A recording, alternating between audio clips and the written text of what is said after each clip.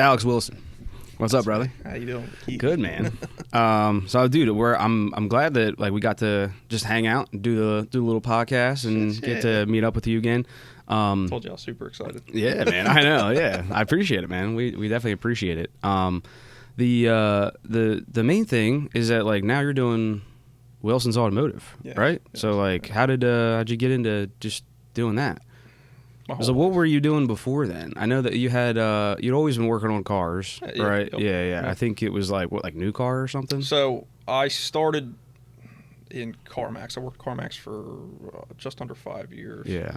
Worked there from 2016 to more than halfway into 2020. Yeah. So right after COVID hit, we got laid off for like 3 or 4 months.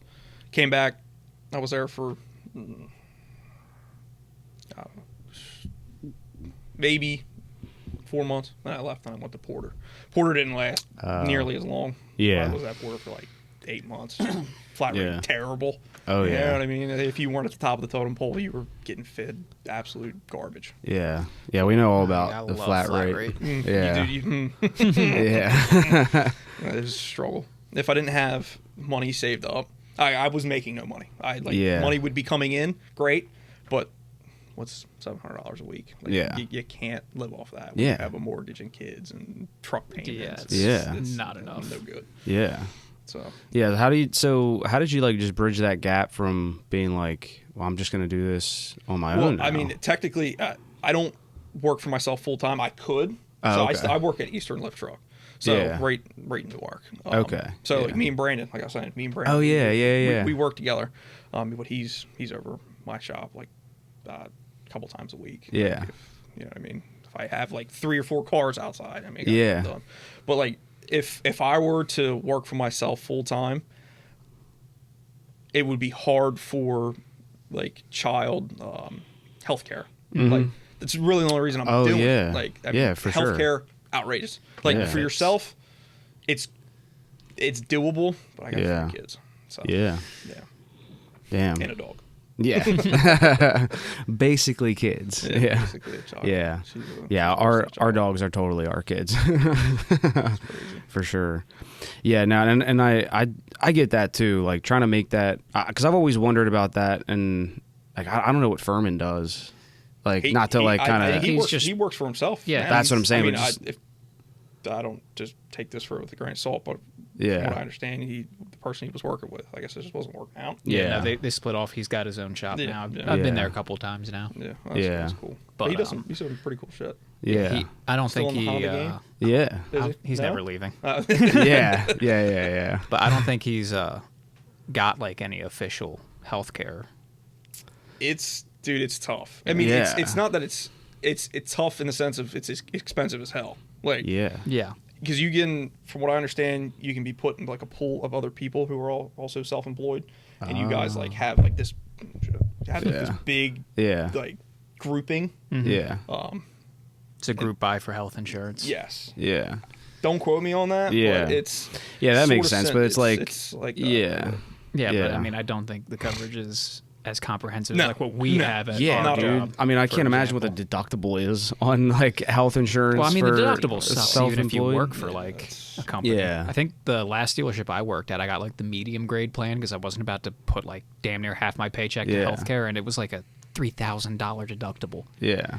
So when I crashed my motorcycle, I chewed right through that, but that was still $3,000. Yeah. And then like $3,000 on top of that for like the ambulance that was out of network and it's other bullshit. Yeah. My buddy, speaking about like on a motorcycle, like you don't want to wreck. Anytime you wreck on a motorcycle, it's like terrible. Yeah. But he went down. He got life flighted. Damn. And you want to talk about expensive? Like outrageously expensive. Like that's like the most expensive ride of your life. Oh yeah. Dude. You almost wish like. Yeah, I know what you're gonna say, dude. I don't even want to like have to deal with this. Leave me here, like, bro, because my life's done now. Because like, I mean, that's so much money, dude. That's I couldn't imagine. I mean, like even what's an ambulance ride? Like 10 grand? No, it's not that bad. Okay. Mine came out to like $1,200 or $1,300. Depends on how far you are too. Yeah, I would imagine like if you gotta go 50 miles, like if you're in the middle of nowhere, BFE. like Montana somewhere, and like you lay your bike down and like you can't move, I would imagine it's not cheap. Yeah, Uber me to the hospital, bro. I'm not taking an ambulance. Didn't bro. Uber have to like implement specific rules to prevent exactly that? Because that's what people were doing. Oh shit! Really? I thought I heard something about that. I'd have to look into that. Yeah. I mean, that's not stupid. Yeah, I know, dude. Imagine like you just like broke an arm and like you just pull up and the Uber pulls up. And you're like, dude, like fucking step on it, cuz. I guess they still people are still doing that. All right, Uber so you heard it here first. You can still Uber to the hospital. Sorry, bud.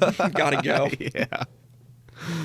Or like you were just like shot like 6 times. You're like call an Uber. Fucking sheet. That's wild, dude. Yeah, but I don't think they'd give you fentanyl on an Uber. Yeah, actually, no, they might. Depends if they want that 5 stars. Maybe they'll start. Got like a little cooler. You ever seen that? What the hell was that movie? It was like I got everything you need. I got uppers, downers. Oh yeah, what is that? Not John Cena. Yeah, I think it was John Cena. Yeah. Yeah, dude. I remember. It was a while ago that I was trying to figure out what the name of that movie was because I wanted to watch it because I've only seen that clip. It wasn't like 21 Jump Street. It was like in the same time as 21 Jump Street came out. Because it's like it's not even a movie that like I think it's like kind of more of like a chick movie. I think, or maybe like not like I don't know. Yeah, I think it's like that one part that's like kind of sick, but yeah, it's so dumb, dude. Yeah, but that's wild, man. Yeah, Sisters. Yeah, see, I kind of thought that it was like a chick movie. That's definitely it. Yeah. Yes. Now, like easy on the volume because this is probably gonna be a strike. Yeah, dude. Just this Mike Tyson tats. So Sisters movie clip 6. Your office. It's a fucking briefcase. Yeah. Oh, that's the chick from Parks and Rec. Have you seen that show? Dude, I don't watch much TV. Dude, we watch movies. Dragonfly.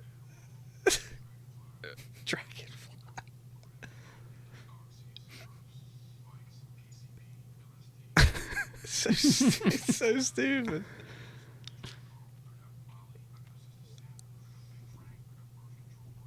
I got birth control. I got Plan B.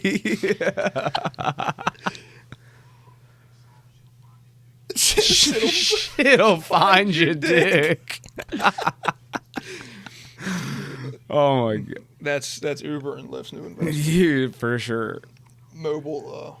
So business medication. tip if you're an Uber or a Lyft driver. Yeah, an IV and fentanyl can go a long way for your Uber review. I actually did Uber and Lyft for like a little bit. Before I moved to my house. Yeah. Like I was living in the old trailer park, and dude, just some of like the shit. Like I was doing it for like maybe 5 months, and it was like you'd see some of the craziest shit. Like people were like, they get in the car, be like, "Don't talk to me." I'm like, oh yeah, okay, easy. But like I'm an alright guy. Not like no high speed chases. Yeah, fucking get the fuck out and walk. Yeah, dude, that's wild. Can you imagine like getting in an Uber and they're like just like rob somebody, or like robbed a store?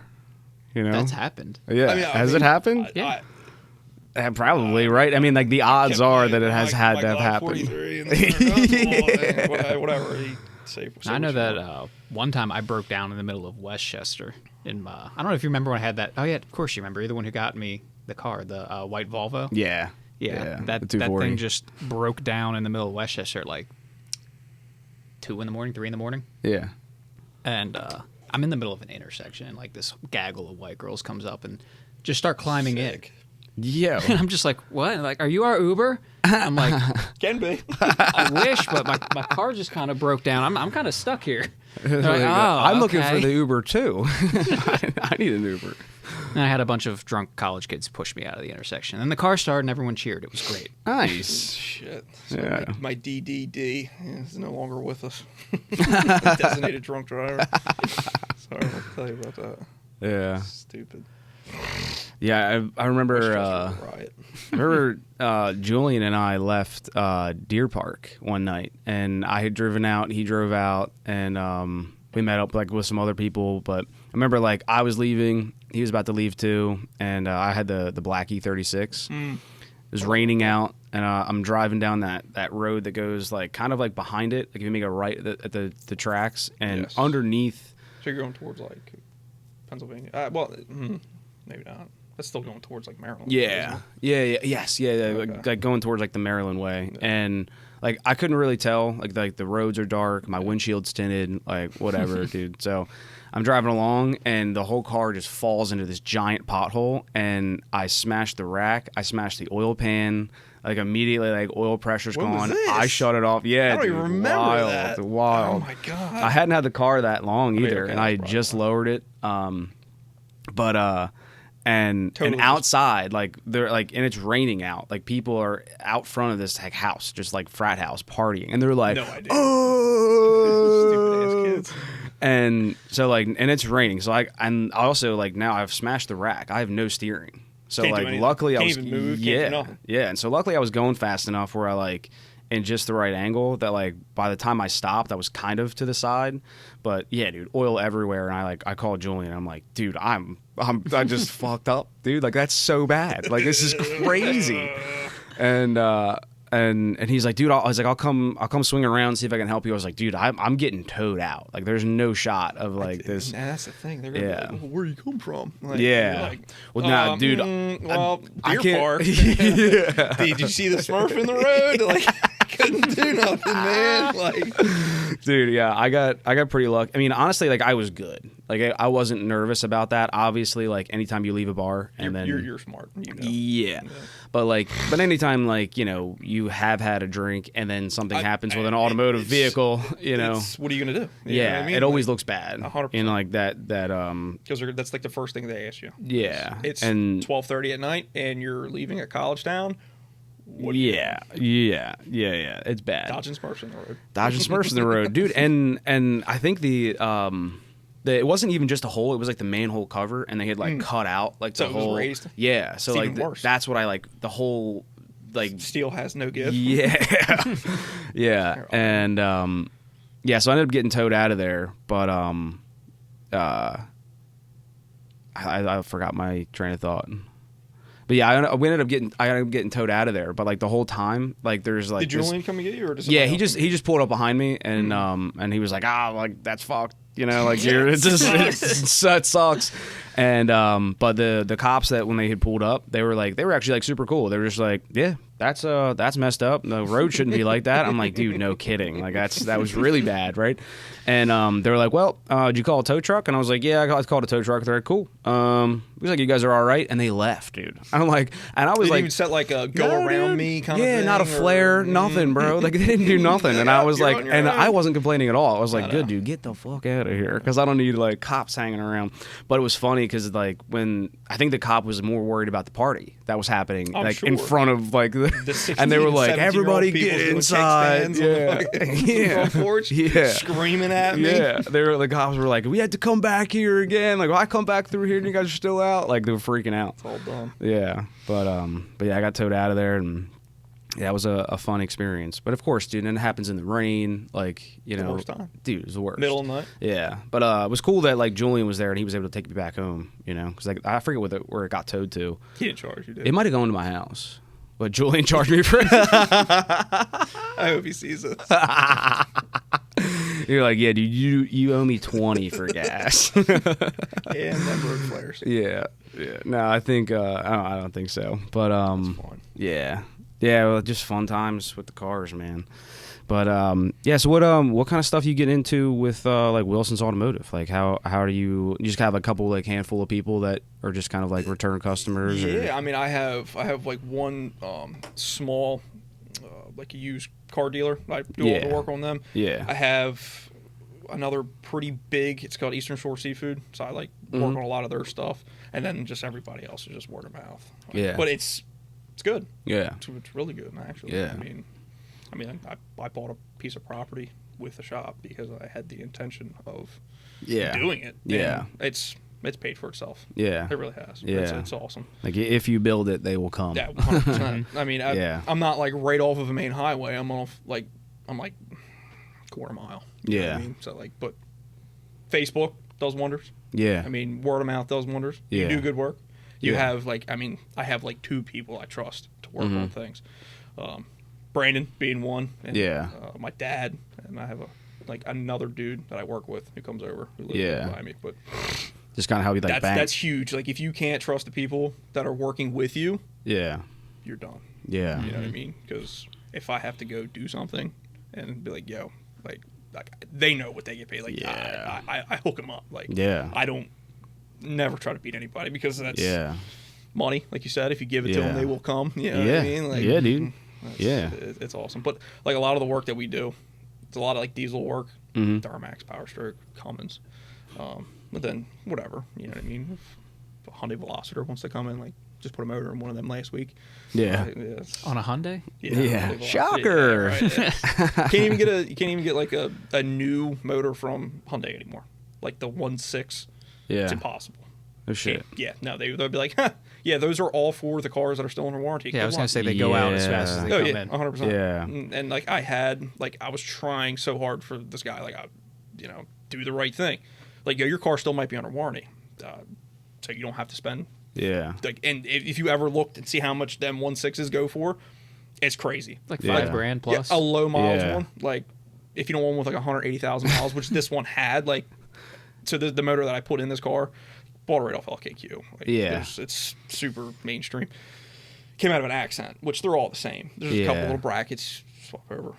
But no, they're expensive. They're really expensive for no reason. Like, well, it's because there's so few that haven't already blown up. Yeah. I mean, this thing sounded like a little drummer boy tambourine. I was like, whatever. Speaking from experience, so having worked at Hyundai and Kia dealerships, you almost want those higher mileage ones because those are the ones that aren't going to break. They weren't built on a Friday.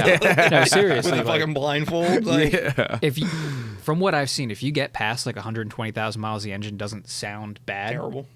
It's probably good. John. Yo, John. Shout out to John. Like 30,000 mile oil changes. Just like, I don't know. Warranted motor. Dude, he hates that car. I think he might still own it, but he hates that car so much and was like always trying to break it and like could never get it to fully break. One of my coworkers was doing that. He had a Optima Turbo, and he was coming up on 100,000 miles. He's like, I want to get this replaced before the warranty runs out. So he was just beating the shit out of it. Yeah. Not changing the oil, all that crap. Thing wouldn't die. They gave him no fucking problems. He's watching other ones get towed in with like 70,000, 60,000 miles with a window in the block.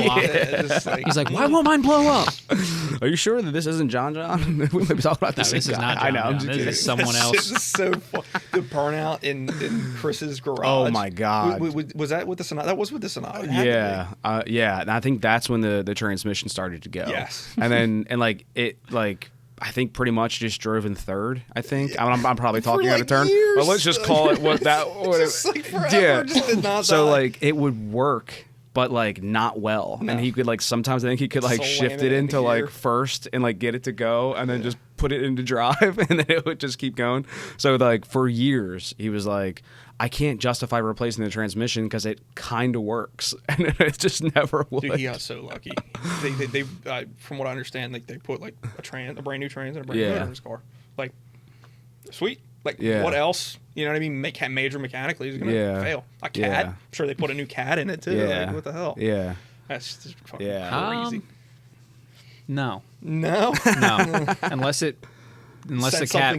something went through the cat. No, they don't. Wow. Yeah. That car, all the oil that it would burn, like that is amazing. Yeah. Like, the cat was probably like a block of just like nothing, like like a rock. Yeah, and he's also like a big fan of the Rotella T, so I feel like he's probably using Rotella T with a cat. And yeah, Rotella T, zinc, cats, that's a no-go. That's a no-fly. No flies, man. That's pretty good. Yeah, man. Shout out to Victory. So you're gonna do some more product placement. We're gonna do a little more product placement. That was a very genuine response from Alex Wilson, who's just for the first time tried the Prima pills. So shout out. Yeah. I mean, you definitely have to like it. Like it's you gotta. She's a hoppy girl. She is. It's good though. I mean, yeah. So we're just going to give it a 10 out of 10. Sure. And that's nothing's a 10 out of 10. All right, that's fair. Now that's a genuine response. That's 9.1. That's there we pretty go. Damn good. All right. That's pretty damn good. Now, Willie, go get you a swaller. Yo. That's stupid. Whatever happened to that guy? I feel like the last time I saw Willie, have you ever seen this guy? You know, the Get Alabama swaller. Go ahead and get yourself a swaller. They like bought him a house and just I'm sure. just off of like the social media kind of thing and like selling T-shirts and stuff like that, like him just being himself. And they've just videotaped this like old like losing it redneck dude who never wears shoes and just loves Alabama sports, Alabama college sports. Yeah, those. I don't know. I guess they're just more relatable. Yeah, no, it's just a genuine dude to just like know what he's going through. Yeah. Yeah. But yeah, he'll do these reviews of beer and like they'll like send him like a seltzer or something. And he'll have like a dip in the whole time. Yeah. With a dip in, like, bro, like that changed the flavor. Cross-eyed looking up and down. Oh yeah, he's a little cross-eyed. Yeah. But he'll do these reviews and he'll like just take a sip out of it, and I think it's like a seltzer. He just like spits it out, and it's like gross. Cracks a fucking Coors Light or something stupid. And then like he'll have like a Coors Light, and he'll be like, I give that a 2001 95B8 1, and they're like, all right, Willie, now that's a review. They pump him up. They're like, that's good, man. But no, he gets like tons of views. Try to Google it. I feel like I've just ruined trying to explain a swaller. What's his name? Willie. Just put yourself. Get yourself a swaller. Get yourself a swaller. Definitely on TikTok. I just saw it. Yeah. There he is. Just get that first. Yes, sir. Willie.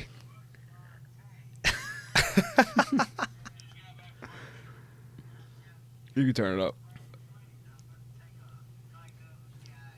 See, get you a pool off of there.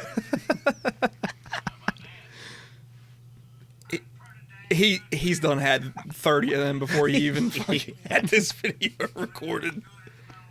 That's right, baby. 5.237. There ain't no way he's still alive. That motherfucker died, fell off that porch right there.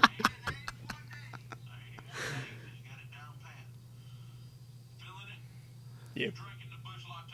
Bush latte. People, they yeah, so he's 81 days. I mean, how many? He's 81 days drinking. Yeah, so how many views were on that? Yeah, 10,000 views on just that, dude. That's on YouTube too. I'm like 90% sure it was from TikTok. Yeah, I think like TikTok and Instagram and stuff is where like the true all the real followers are. But is that Jake Paul? Probably. Yeah. How about that Jake Paul and Mike Tyson, dude? How ridiculous! 100%. I think Mike Tyson's just going to absolutely knock his head off his shoulders. I hope he does. Yeah. Everyone dude, hopes he does. Jake Paul, he's just so arrogant and full of himself. Like he hasn't fought somebody who's like hit the power of Mike Tyson. Oh yeah, the strength and the knowledge. Like, do you see the way this dude is almost 60 years old moving? Oh yeah. I mean, you have to shoot him. Oh yeah. Just shoot him. I mean, no, you do seriously. Like, those are the kind of people you go toe to toe, and like you're done. Yeah. He's hitting you. He's not hitting you. He's hitting through you. Yeah. And that's crazy. That's breaking, just head smashing. Yeah. I've seen the videos of him training recently. Yeah. Yeah. I mean, I feel bad for the trainer. Yeah. Dude, the trainer's getting lit up. He's getting popped. He's getting thrown off the fucking ground. Yeah. Getting hit so goddamn hard. Yeah, dude. It's insane to see him like still being that proficient and just so tight, just so solid of a boxer still. It's built into him, though. Yeah, that's what he knows, and that's what he knows how to do. Yeah, and it probably helped that he had those like couple boxing matches. What was it?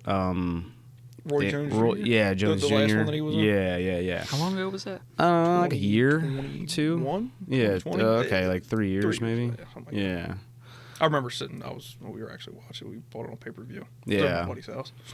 How'd that one go? I didn't see that one. I think it was a tie, wasn't it? Yeah. And so like, when they did a tie, because like they had a bunch of rules and some crazy shot. No. So like, because I mean, for me, like I don't know, like I was like, I didn't buy it because I was like, what are we doing here? I was like, are two 55-year-old dudes just scrapping it out, and like not even just 55-year-old dudes, but like two legends. Like, are either one of these guys like really gonna like destroy the other one's like reputation? Like, they don't really want to do that. No. So like, I think it was like a legitimate fight, you know. But I think I do too. I don't think Mike Tyson would step up with somebody if it was actually like that. Yeah. Like if it was scripted.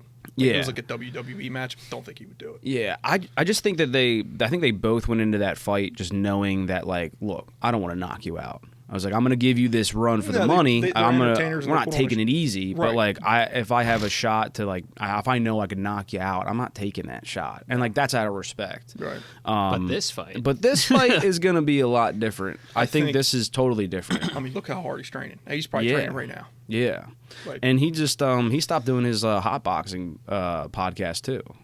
I haven't seen that. Yeah, well, it's pretty successful. Is it? Yeah. I mean, obviously, like he's Mike Tyson, so like everybody would love to just go sit down and talk to Mike Tyson. You could get Elon Musk on there.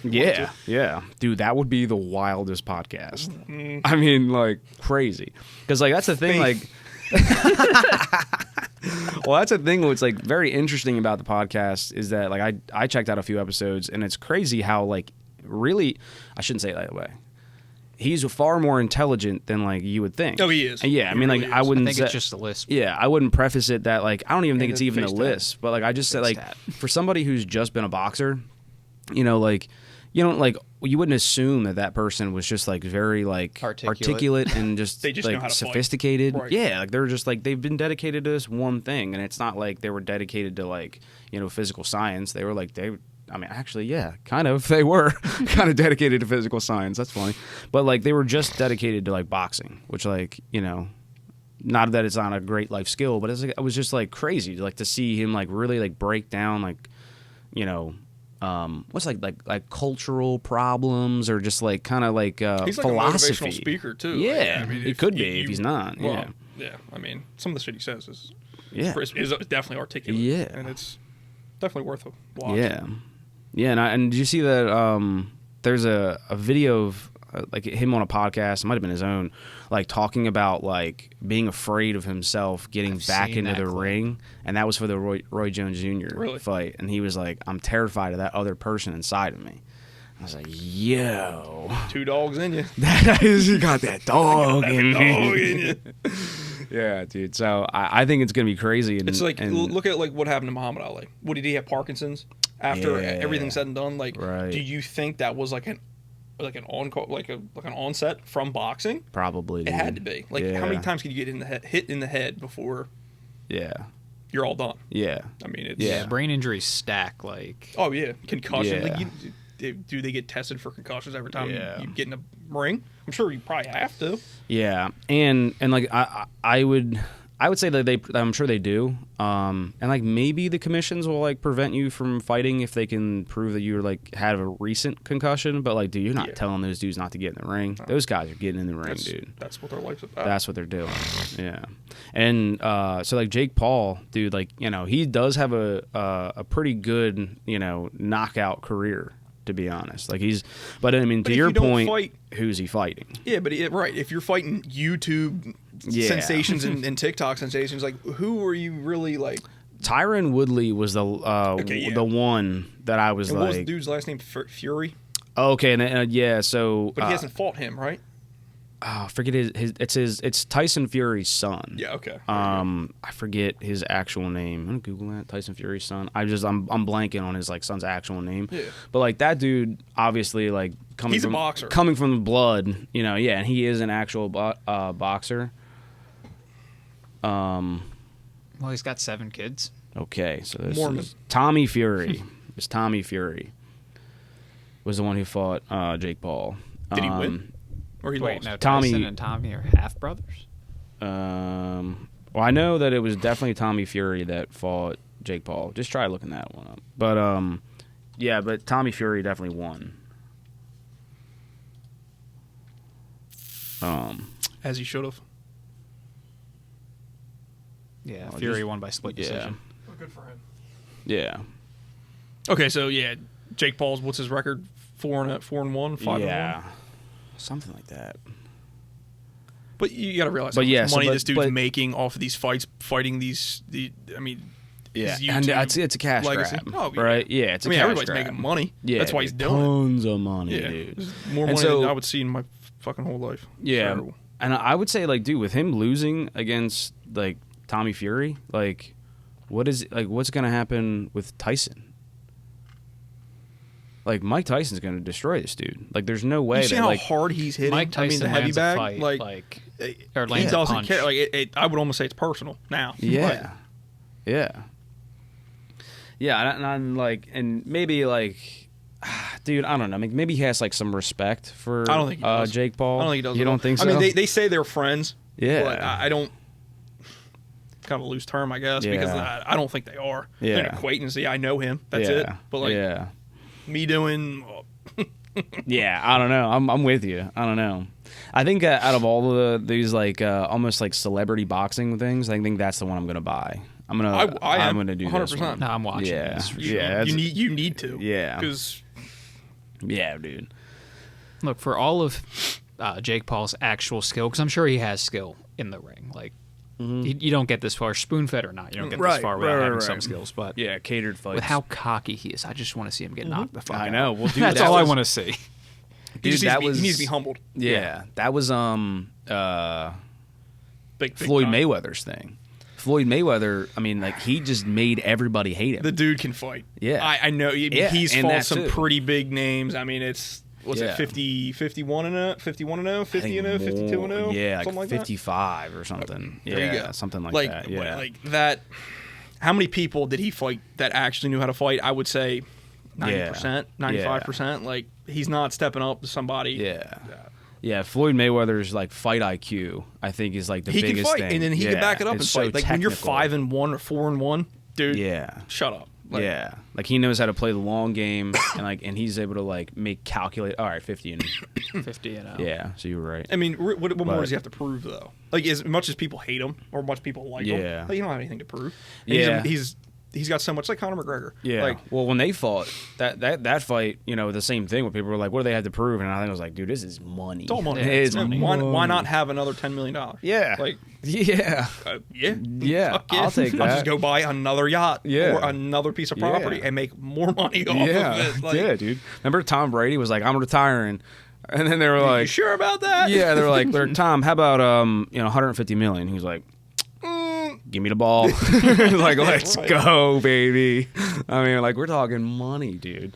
So like, and he's still playing. That was like years ago when he was talking about quitting or retiring. I think he's all done now. Is he officially? I think so. I think like as of this year, yeah, like as of like this season.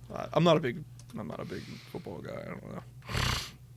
I don't follow sports at all unless my team. Well, a day ago he was predicted he predicted a trade. Never mind. 2019. Yeah, just put in retire. I think it's been a while. Yeah. Yep. So year. Yeah. Last year. It's like February 1st, and also to touch back on like the boxing thing.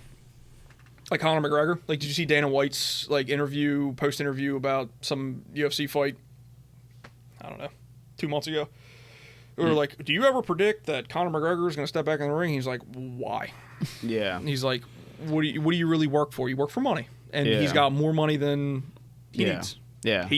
If you're a millionaire, why are you going to do it? When you have that much money, you have other ways of generating income. Look at his whiskey line. I'm not a big fan of Irish whiskey. He's in a movie. I want the Roadhouse movie. Dude. Yeah. Isn't that Post Malone in it? I don't know. It's got to. I seen my buddy Snapchatted me last night. I think he was watching Roadhouse. I'm like 90% sure. Yeah. Post fucking Malone's in that. Like, and he's just like, he's getting down. It's pretty cool. Let's see, Posty's in it. Yep. Post Malone's in it, dude. Like, yeah, the movie's supposed sick. to be badass. Yeah. Like, I showed. We were just scrolling through, and I was like, "Oh, look, like Roadhouse." And Holly was like, "What is that?" And she's like, and I had to explain like her. The old Roadhouse. Yeah, oh my yeah, God. because like they're like kind of like promoting. It was I think before this came out, they were like, watch. I've never seen the old Roadhouse. Yeah, but I could only. But you know that it's just Roadhouse. Yeah, it's just this dude running through, kicking the shit out of people. Yeah, was it? Chevy van. Damn, what's that dude's name? It was Patrick Swayze. Patrick Swayze. Old Swayze, yeah, he's James Dalton. Lover boy. Yeah, I think we gotta check out that one next, dude. That seems like a good one. Are you like into watching movies? I do. I like it. Like, I get into it. Do you like not like space movies, but do you like things like that? Like, yeah. Have you ever seen Oppenheimer? I just seen that. Yes, in theaters with Adrian. Actually. Yeah, we watched that in IMAX. Awesome fucking movie. Yeah. Cool story about that. Yeah. That was the first IMAX movie ever done in black and white. I did hear about that. Didn't know how to do it. They had to figure out how to make the film for that. They had to figure it out. They've never done it. They like when Christopher Nolan, the director, when they asked him, they were like, "What are you gonna do?" What? Like they were like, "Yeah, this is what I want. I want it to be. I want IMAX accurately like black depicted and of it." And they're like, "Never done that." Yeah, that's wild, dude. Yeah, by the time that IMAX was invented, we were past black and white. Yeah, obviously. So they're like, we don't have film in that format. They were like, figure it out. Yeah. They were like, okay. So yeah, it was pretty. Damn, neat. I didn't know that. That's wild. I feel like that whole movie like kind of like broke some like ceilings on a lot of things. Oh yeah, they were because he's big into practical effects. So when like they did the nuke, it was all real. Going off, that was all practical effects. There was no CGI in that film at all. Damn. And like I thought that was like the coolest shit. Yeah. And like Christopher Nolan does some cool movies. He's one of my favorite directors. I'm so into like science, like or just like those like Einstein's theory of relativity. Like I love that. Yeah. Like if I wasn't an auto mechanic, astrophysicist. Yeah. Yeah. Yeah. If I could have afforded college, yes. Like I would 100% do that. Yeah. That shit is so cool to me. Yeah. I absolutely love it. Yeah, it's like, if I just didn't have to work on cars, I would have went off to be a genius. I'd be like I'd have been Tyson's a scientist. like fucking right hand man. Like, it's so cool. Yeah, there's like historical movies like that are always sick. There was another one. I mean, not like just it's not. Like You ever seen Interstellar? Yeah, one of my favorite. That is one of my all-time favorite movies. Yeah, absolutely love it. Like, is it 100% accurate? No one knows. No, but they worked with NASA scientists to figure out the black hole and what it would look like. Yeah, and now NASA uses that model. Yeah, they prettied it up for the movie. Cool, dude. Yeah, I love that. Yeah, like, have you seen time dilation and all that shit? Like, yeah, that's 100% real. Fucking blows my mind that that's real. It's crazy. That's what gravity does. Yeah, that is the effect of gravity. The stronger the gravitational force is, the slower time moves for you. Yeah. Versus somebody who's on Earth. Yeah. Like, you ever seen the twin theory? You take one twin on Earth and then one twin, say, went into a black hole. Yeah. They'd be, for how long time they were spent away. One would be 5 years older if it took them 5 years. You know NASA's what I mean, done something similar to that because I think one of the astronauts they sent up to the ISS has a identical twin.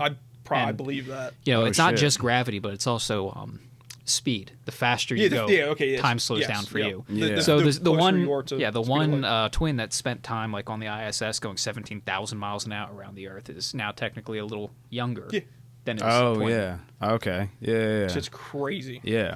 Have you seen Cloverfield Paradox? Was another movie? That strays a little farther away from science, but that's like aliens. But it's shit. No. Cloverfield Paradox. Like I've seen the movie Cloverfield. No, Cloverfield Paradox is kind of a sequel prequel. I haven't seen it. It's not weird. at all. No. It's in the same universe. It's the possibly it's in the same universe. If they want to Cloverfield, okay, from what I understand, I'll the dude off of Roseanne. No. So this movie, the whole thing just takes place on this ship, and as they're it's a space station. Never seen it.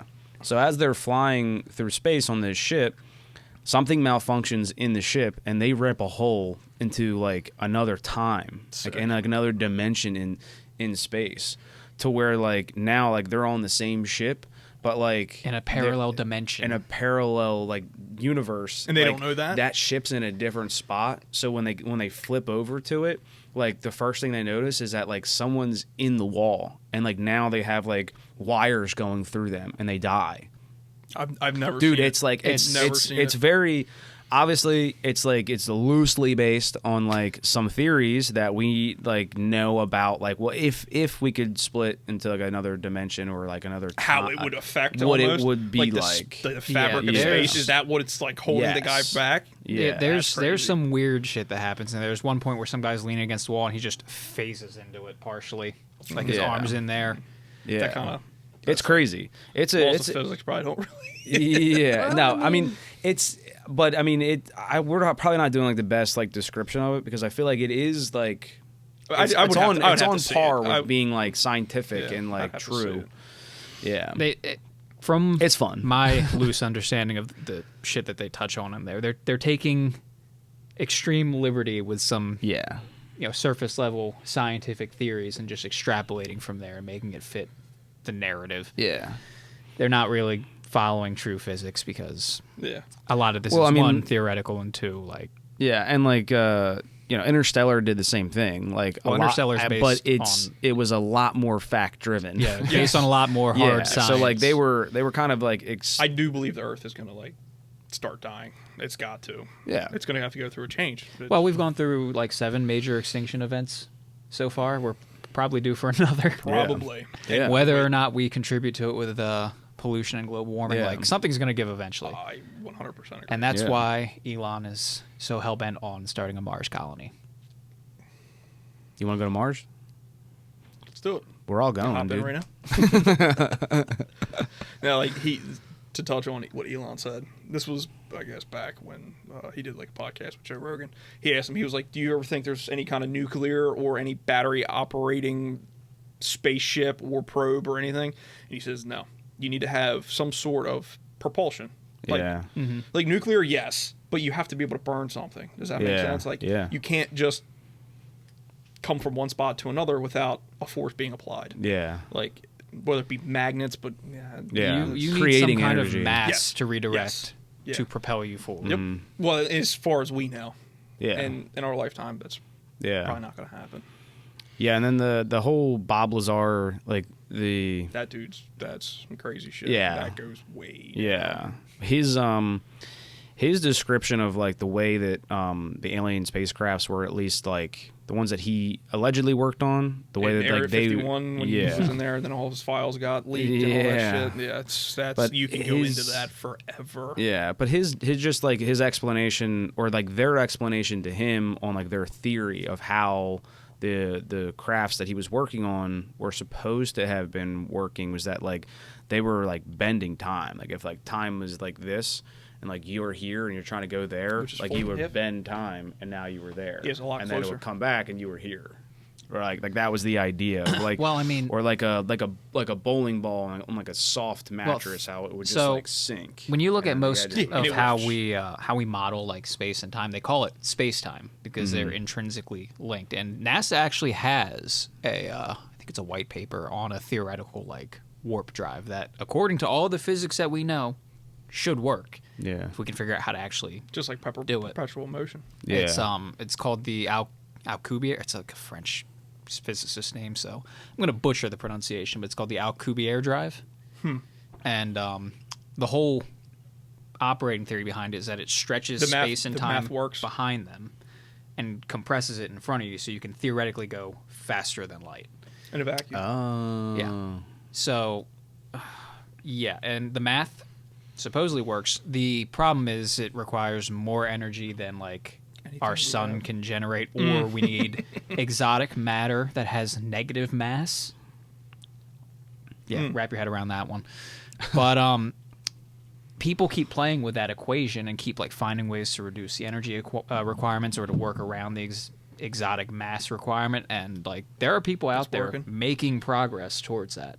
There was so cool. something else that like I was not able to understand because it goes so far above me. Yeah. But they're doing something with something called like Casimir vacuums that could potentially be used to generate like negative energy or something. It's some weird scientific phenomenon. This is what we look at 1:30 in the morning on like a Tuesday, trying to go to sleep, getting ready to go to work, trying to figure out the world of mysteries. Just freaking yourself out before bed, just like having a panic attack. Gotta get up, do it. Just crying in the shower, like nothing's real. All of this is gonna be over. My life means nothing. There's your folding of space time right there. Yeah, sick. Super cool. See, I knew I was right. Nah, I'm just kidding. But yeah, that's NASA research. That's like not this crazy conspiracy thing. This is stuff NASA believes could work. Exactly. And like, but again, like, you know, when all that stuff was going on with Bob Lazar, it was a long time ago. And at that time, he was crazy. I need to touch back into Bob Lazar. Yeah. That's fucking nuts. Yeah. So, like, at that time, like, you know, like, they thought that he was crazy and, like, no one believed him and, you know, but, like, now a lot of his theories... Field Mechanics 101. Yeah, have made a lot more scientific sense. Ooh, look at us reading scientific papers on the podcast. We're just echelons above where we started. Look at us. We're just doing research on our own papers now. Yeah, but I will not be able to understand, like, more than a third of this, if that. I can Interstellar flights. Is there another way? There it is. Is that what you were trying to say? Go down one more? Yeah. The Alcubierre. Yeah. Yeah. This shit is so cool. Yeah. Oh, there's the equation. Just solve it. That's nuts, dude. Yeah, we were just talking about, you and I were talking about that, the big energy thing. CERN. Oh, the Large Collider. Particle Collider. The one in Geneva or Switzerland? Or some shit like that. Yes. Yeah. They're going to fire up tomorrow during the eclipse. They're about to fire it up, dude. Is it actually tomorrow? Yeah. Dude, I'm on fuck. Jesus is coming back. I promise. Yeah, I think he was just a little late on Easter. He's on his way back. No, they fired the thing up before. Yeah, I know, but why? And then, but when they fired it up, everybody blames that for the Mandela effect, dude. Have you gone down that rabbit hole? Not to make this whole thing conspiracy. Let's fucking go. Okay, so you know what the Mandela effect. Yes. What's your favorite? Fruit of the Loom. Yep. Yeah, same. everybody's. Dude, did it have the cornucopia in it? Cornucopia, that's what I was going to say. Bandolier. Wow, who was it? Was that Colin? Just called it a Capricorn. Capricorn. Sorry, I'm asparagus. Yeah. So like, I don't know if I believe in that though. Like, I understand it, but like. Yeah, no, there's a ton of them where I can see it's okay. Like... You know Mandela, Shazam and Kazam? Yeah. The one with Shaq and then the one with the one rapper? I can't remember his name. Yeah. Damn, and they said that it never existed? Yeah. It exists. I've seen it. I'm like 90% sure I have like a copy of it somewhere on VHS. Yeah. It happened, but they swore up and down that that movie never existed. Yeah. Like, and damn, what's that dude's name? It's like, it's right on the tip of my tongue. Yeah. God. Not LL Cool J. No, it's not Ice-T. It's But yeah, what's your favorite one? Oh, was it Sinbad? Sinbad. That's what it was. Yeah. Sorry, I couldn't. Not my brain wasn't leaving that. Like I couldn't. Yeah, Fruit of the Loom, the Sinbad one, because I feel like I remembered that one too. I remember Sinbad being in it, which is crazy. No, like a lot of them I can kind of understand. It's just like the Berenstain or Berenstein Bears. Yeah. I can't even remember what the right one is, so I couldn't tell you which one I remember. Yeah. So that one I can see getting confused. I think another popular one is like Pikachu not having a black tip on his tail or something. Yeah. That's bullshit. Yeah. Yeah, but see, wait. Does he have a black tip? He has a black tip, right? No. You're lying. Yeah, so this is... They've changed another one.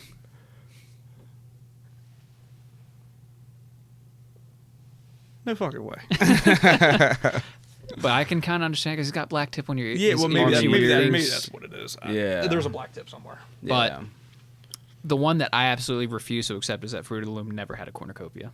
That one I absolutely patently refuse. They just burn it into people's minds. Like, okay, why does half the population believe that? Yeah. Like, you're doing something.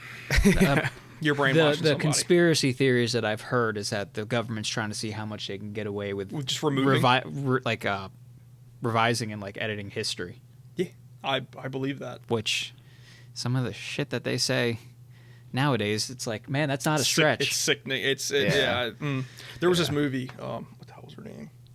It's about like the aliens come down and take her daughter and like remove her memory of her kid. Oh God, I know what that movie is. What the hell was it? I can't remember the actress. Anyway, so the aliens come down. I think I know that. The guy comes, like there's like this alien, and she was like, "No, I have a daughter," and everybody around her. Yeah, wasn't she on a plane at the beginning of the movie, and the daughter, she like falls asleep, wakes up, and her daughter's just gone? That was a different movie. Oh, but so I know we were talking about shit. that. That was like the airline like taking these kids like for child trafficking or some crazy shit. Okay, that's the one I remember then. Or I don't know, some wild weird shit. Yeah. But now like the alien comes down, like it's like the whole movie's like a gloomy rainy day, and the alien comes down, fucking takes the kid, erases the whole planet's memory of like certain people's children, and she's like, "No, I have a kid." Yeah. And then like the more you believed it, like the alien would be like freaking out and all this crazy shit, and then eventually at the end of the movie she got her kid back. Yeah. But it was like that's the shit that you have to be careful of. Yeah. Like, for sure. Straight Men in Black, fucking look at this light, click. Yeah. Kay, have you ever flashy thinged me? Come on, man. Like seriously, you would tell me if you did, right? What a good series of movies. Yeah, dude, so good. Yeah, and then iRobot, dude, like that's becoming more and more true every day, dude. This AGI shit, Need like that Audi. Yeah, I do. That Audi. Yeah, yeah. I'm taking a page out of that book, dude. Like keeping, and Adrian's also this way, just like keeping a car that's yeah. But yeah, dude, RSQ. when he has to like use a bike to get around. Oh wait, yeah. What was that?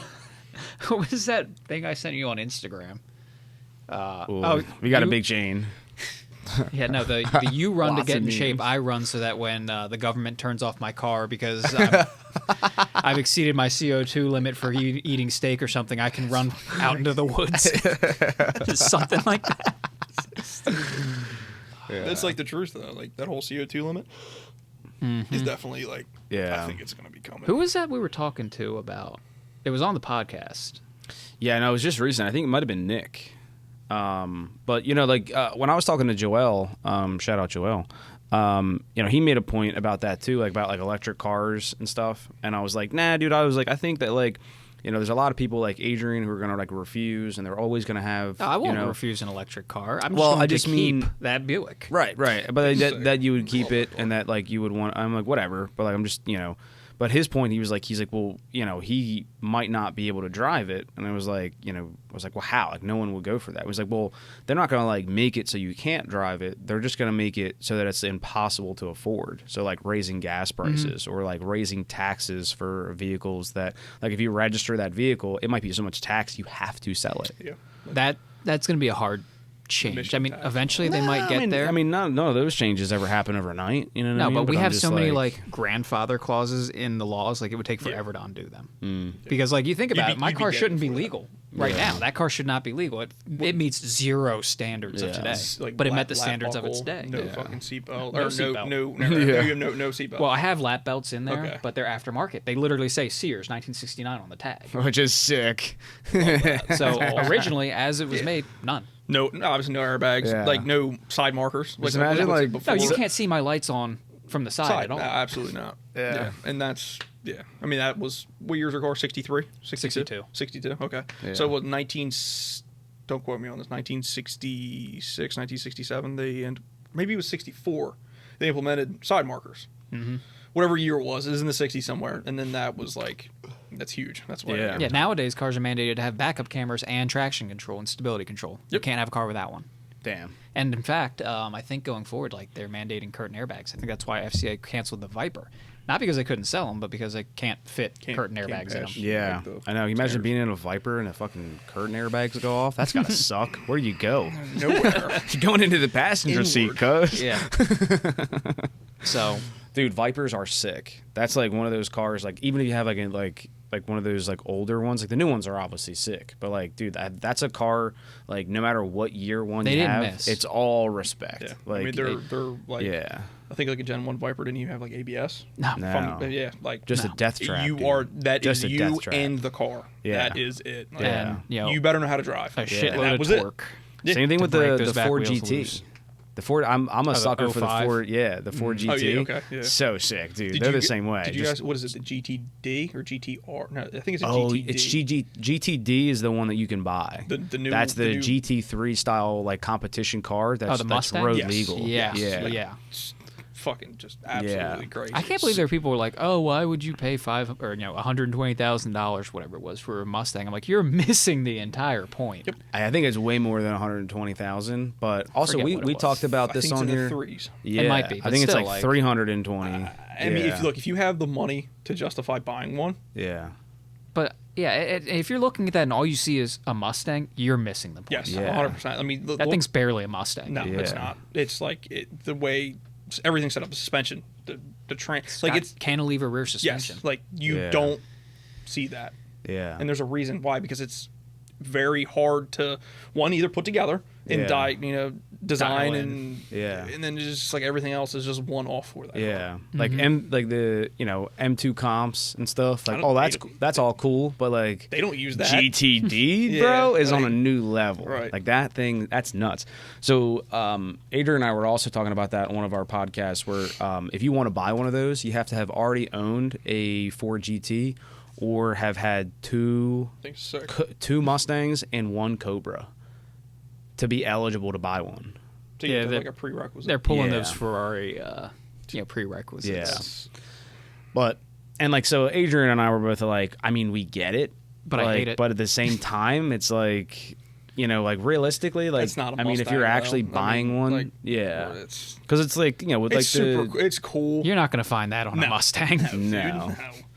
Straight, I guess they got away from a torque tube and went to a drive shaft. I don't know. I think that's a transaxle back there for weight distribution, and then the cantilever. Like you know how like Camaros or not Camaros, like Vets have torque tubes and all that. Yeah. Some Porsches have torque tubes, but that's like a straight drive shaft. Yeah. It's neat. Yeah. Dude, speaking of Porsches, have you seen the Chelsea Denofa just finally released his? I think it's what's that, like 718, the Porsche Cayenne. It's not a Cayenne. Or Cayman. Is that a track car? Yeah, it's a drift car. Yeah, I mean, which is wild too, because like that's a car that doesn't. I mean, it'll kick out, but for it to actually do that, you don't see too many mid-engine cars. Can you just YouTube that? Because that's sick. You didn't see Vets do it because of weight balance. Trains is in the rear. Yeah, you know what I mean, it's just But you see people sliding Vets all the time. Oh yeah, dude, Vets are out there now. But yeah, he I think for the past like 4 years, he's been working on like making that Porsche into a drift car, and like just now, 718 came in. It's like the new Boxster. Yeah. Yeah, I always want to say Cayenne for some reason, and that's the SUV. That'd be hilarious if you started drifting a That Cayenne. would still be sick. Like a block. Yeah, that would still be sick. This is him building. I want to see him sliding the thing. Yeah, there's more videos. Try that one. That's that building. Just do drift. Yeah, so, but dude, RK Tunes? Yes. So Jordan from RK Tunes was like instrumental in like getting all of these sensors turned off and like allowing that thing to like do what it needs to do. Be what it is, dude. And dude, they welded the diff, like I mean, like they did so much shit to this thing. It's so funny, Taking it dude. back to your roots. Yeah, dude. 40 days. But I think super cool. Yeah, so sick. And he just left FD. Which I'm not like positive of his reasoning, but I know that he's always kind of had like his opinion. He's not like an outlier. Like he kind of just wanted to do what he wanted to do. Yeah, because like obviously, and it wasn't like he was just in FD. Like he was driving with Von Gittin Jr., which is obviously big like names. That is the biggest name in FD. Like with the biggest pocketbook, dude. Yep. Like they have money like the cash. Money is just not the problem. So you want to build a drift car? You can build whatever you want. Yes. Exactly. Well, I mean, and like that's like living the dream, right? Yeah. And then to just go be like, I think I'm gonna quit. It's like, yo, dude, like, what are you doing? But I think he just has like a different opinion of like where the FD should go as far as the judging and like what it should be as like a sport. Like he's always made like for years, just kind of made like open suggestions, like on like videos and stuff.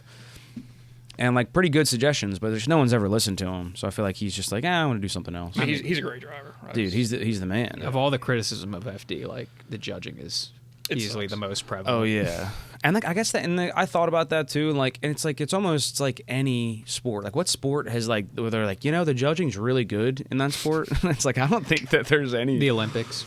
I mean, if they're hosted in Russia, then the judges are the best, or North China.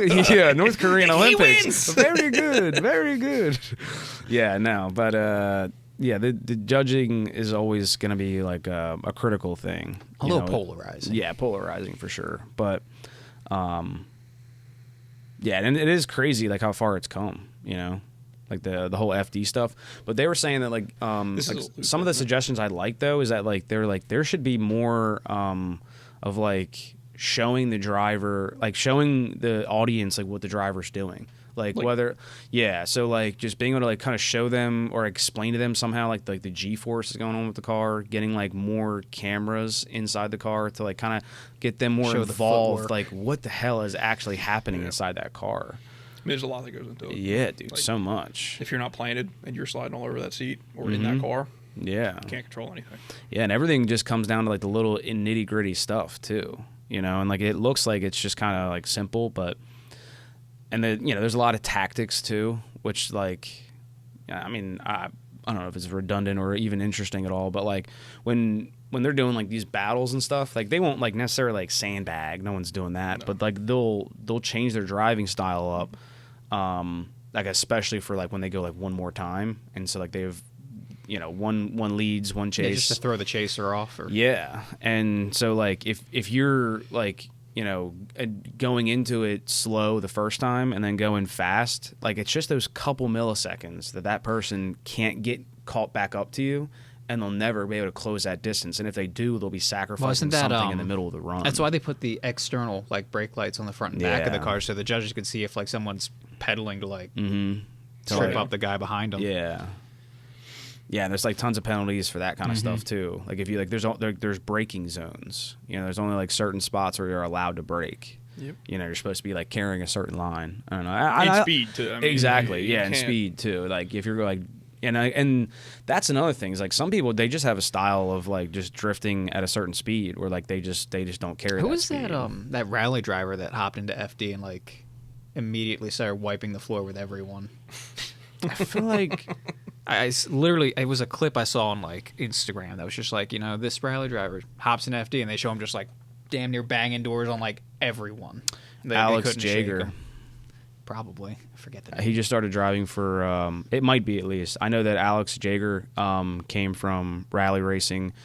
Didn't have like that crazy of a career in rally, but totally went from that and like within the last couple of years has just started driving for Chris Forsberg on the Nitrous team. I mean, I imagine the car control necessary to rally, even if you're not the best rally car driver, translates really well to drifting. I mean, it's the same but different. Like it really is. It's Tony Stewart versus dirt.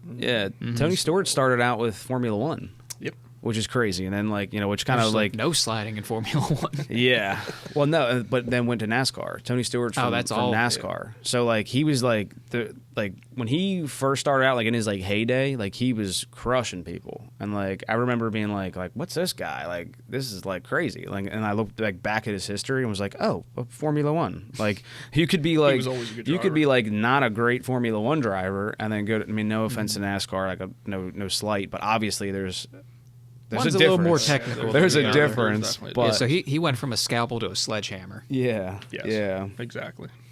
Bull in a china shop.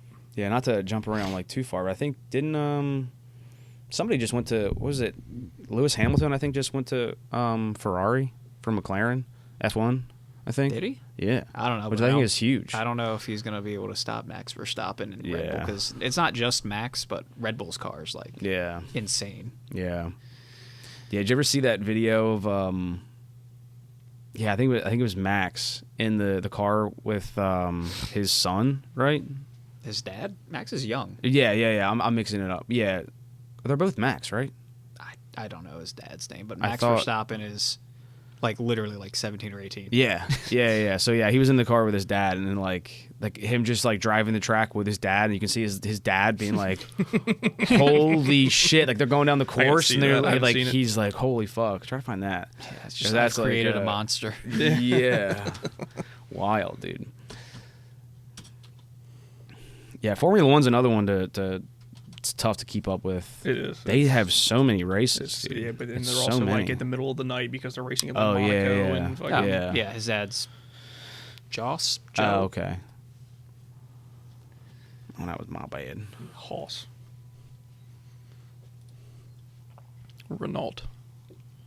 Does he drive for the Renault team? Red Bull, I guess. Okay, well, yeah. So. They also have Infinity. Yeah, that's just probably the car. Yeah, he looks a little... yeah. And Max looks bored. He's like, you gonna do something, or...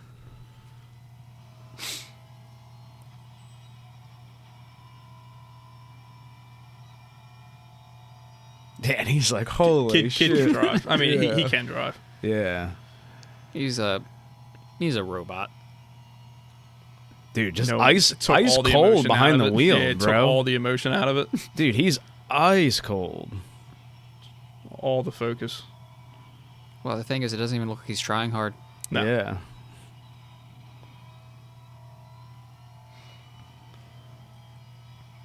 I saw some clip where they were just talking about like Max Verstappen's like meteoric rise out of nowhere, and he's got a teammate on the Red Bull team who can't keep up, even though they drive practically the same car. And they were saying that the way, big time driver mod, but they were saying that the way he has his car set up is for like agility, but he's got it tweaked so far that if anyone else drives it, you're spinning that car. Like they likened it to someone who's playing like an FPS with the sensitivity cranked all the way up, and then you grab it and you're like, "What the? I can't." Yeah, you gotta turn it back down. Yeah, but he can do that and not make a mistake, and that's why he's so damn fast on the track. Yeah, and then before one of his races in like Dubai or something, they saw that Dubai was lit, but they saw that he was online at like 4 a.m. playing like video games. Like, I kind of feel like playing video games, especially for cars, like that does help. Yeah, I think that he was doing age, some like racing simulator, like 4 a.m. before the race, and they're like, "Yeah, he looked a little tired the next day, still won." Yeah. What was that? The movie that just came? Oh, it came out a little while ago. Oh yeah, Gran Turismo. Where the kid was like, in the video game, and then he was like, "Oh, they have like a fucking tryout." Yeah, I think that's still going. It's like GT Academy or something. Yeah. I didn't watch the whole movie though, but it was pretty neat. Dude, racing like this is so cool too. Like, when you I like, wish I got into it when I was young. Like, I mean, I wish I had enough money to get into racing. Yeah, dude, for sure. I mean, like that and like dirt biking, like all that stuff. So like, expensive. I mean, I would say like it's probably harder to do that than it is to even get into like the NFL or like the NBA. In a sense, like be like a top level driver. Yeah, because like the barrier. So much money. Yeah, the barrier. You can be broke, and you can be poor. As long as like you're that good and you do get a college ride. And you can make it through college and go like. There's not really. You don't actually need money, right? And like you just need that ball. You need to be good. You need that field. You need to be good. But to even get on the track at a level where you might get noticed. Yeah, whether it's dirt biking you need or to be whatever. good, and you also need to have a lot of money. Yeah, and you have to be good at like 12. You have to be good at like when you have when to you're start like 12. when you're like you got to get into karting. Can walk. Yeah, it's crazy. Yeah, but it is cool. Like, I mean, just like hearing about like when like the tests and tunes, like even for NASCAR, like they're just like tuning the suspensions. Like everything comes down to these little tiny things, which is like, I don't know. Like the more you think, I think about it sometimes, I'm like, man, that's like just so cool. Like these are races of like just inches of this, or like dampening here, or like a tune here, or like there's so much to it, and like especially like this kind of racing, like this is where it's just nuts, dude. Tire setup, suspension, and like everything. Yeah. Like we swapped to this set of brakes this time, and we're gonna see how it goes. Or like when we changed out the brakes this race as opposed to, or if it's raining, or if it's you know what I mean. Well, I don't know how much they. I know in F1 they race in the rain, but like. Because like for NASCAR, it's like the big thing is like pit strategy. Mm-hmm. Oh yeah, well, it's like pretty much stop and do what they need to do. But and it's like when are you getting gas? Like when are you getting tires? Like how soon do you stop? Do you stop with everybody else? You kind of forge a pack. It's like it's crazy. Like the Cup Series stuff for NASCAR, I just started getting into in the last couple of years, and like I love it, dude. Like I was never really a big fan of NASCAR, but like left turn, left turn, baby, going really fast and really left. Yeah, but it is. There's a lot. They changed the cars, which was sick. I was like, all right, now they look sick. They're super low. They have single lug now. And yeah, they've got center lug wheels. Yeah. But yeah, so just kind of started getting into it, and I was like, damn, like this is pretty sick. So you saw the NASCAR that ran Le Mans, right? Yes. Yeah, I don't think there's anyone who likes cars who didn't see that. The Camaro, right? Yeah. It's so cool. Yeah, dude, that was like.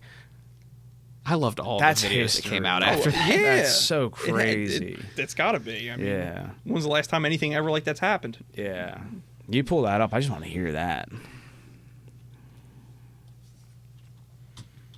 What about you, Alex? You gonna buy anything cool? You got anything fun, crazy? I have. Getting something fast? Yeah. I got, believe it or not, I have my fiance's Escalade that it's got a set of long tubes on it right now. We're cam, converter, kind of stupid shit, but it's going to be a dad bomb. It's going to be a cool dad bomb. But, yeah. I mean, for car purpose, nah. I had an F-body like last year. Did a couple bolt-ons to it. It was cool. I was like, I really wanted a C6A. Yeah. Like, my dream car. Not saying it's like out of the realm of possibility, but like, can't fit 3 kids in his fucking C6.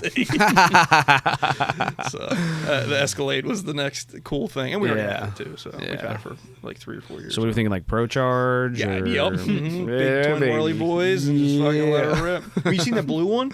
No, it wasn't on Cletus. It was.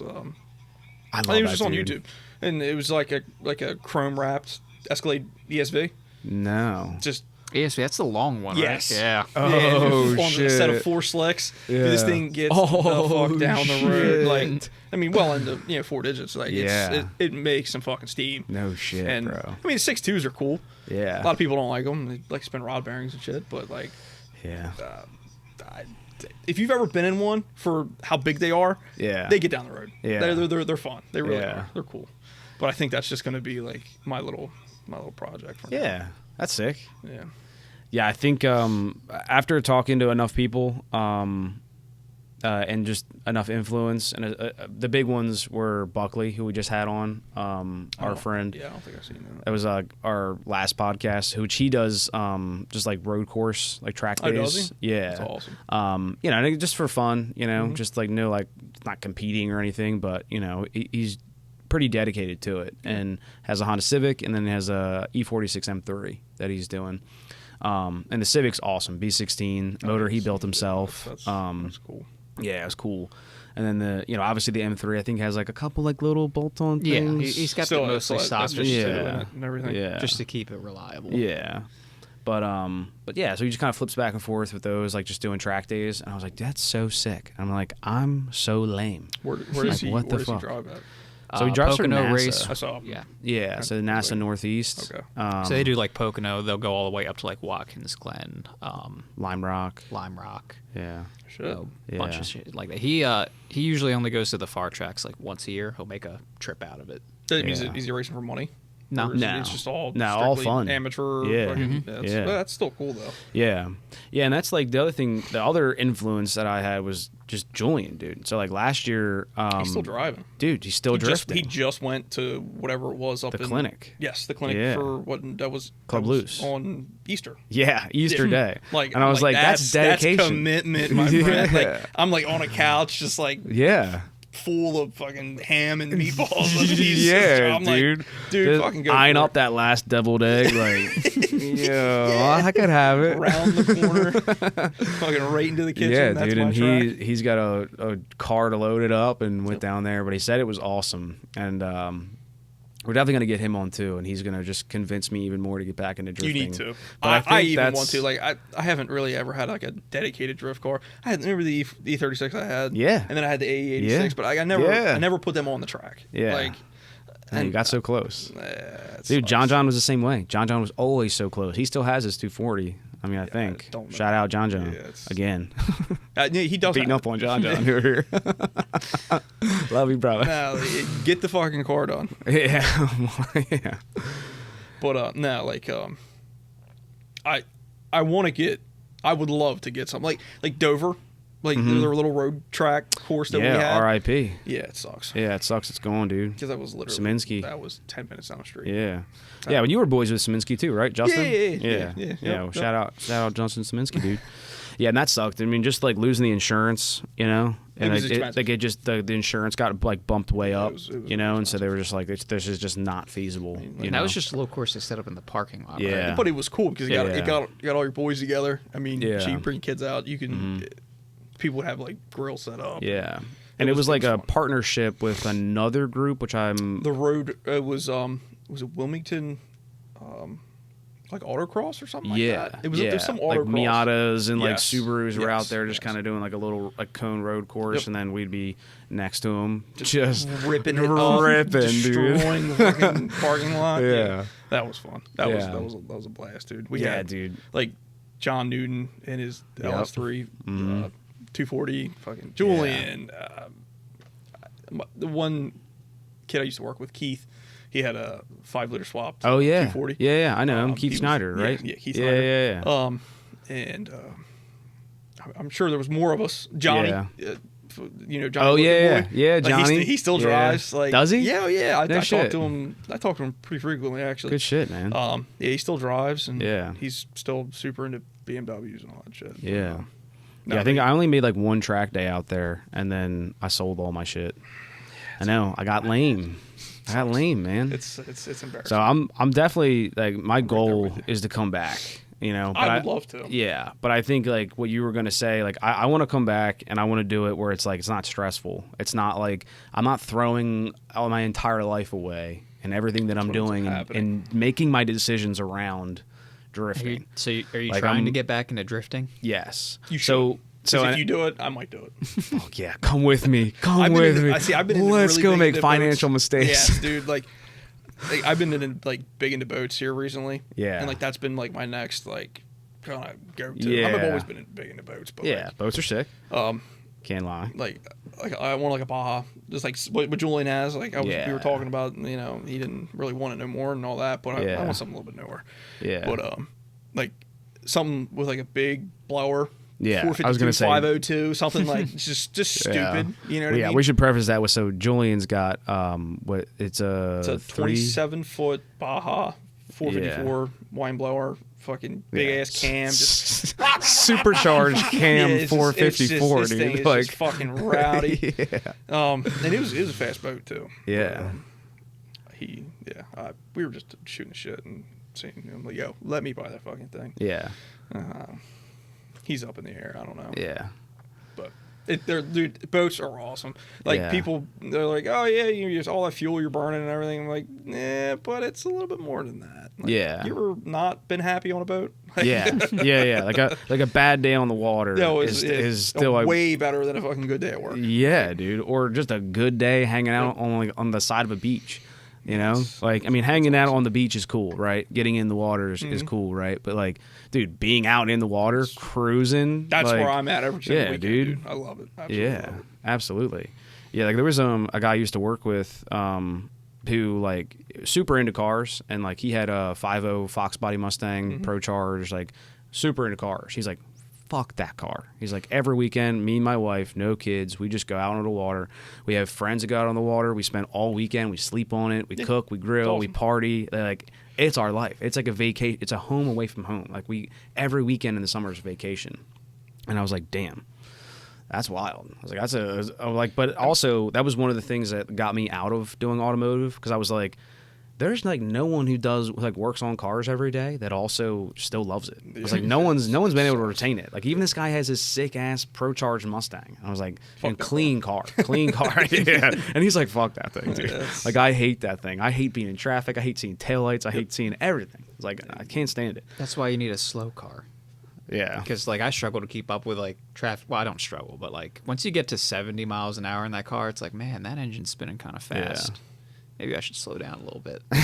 So, I'm not riding people's ass in the Buick. Like, oh, well, I mean, I don't think that it's just that. I mean, I think for a lot of people, like when they're working on cars, like they just want something fresh. They want like a new scenery. They don't want to be back under the hood. They want to be back behind the wheel. They don't want to be, like sometimes. And like some people, they just maintain it. But so to your point, you were saying, because I know you and I talked about this on the phone, kind of when I had this like true revelation that I was like, I got to get back into it. Like, and I called Adrian, and I'm pumped.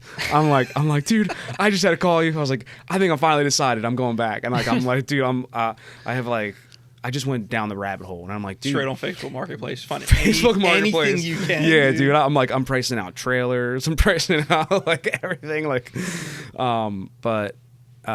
yeah, so like I just had to like call him and just like was just so pumped about it, and it wasn't even like I'm actually gonna do it.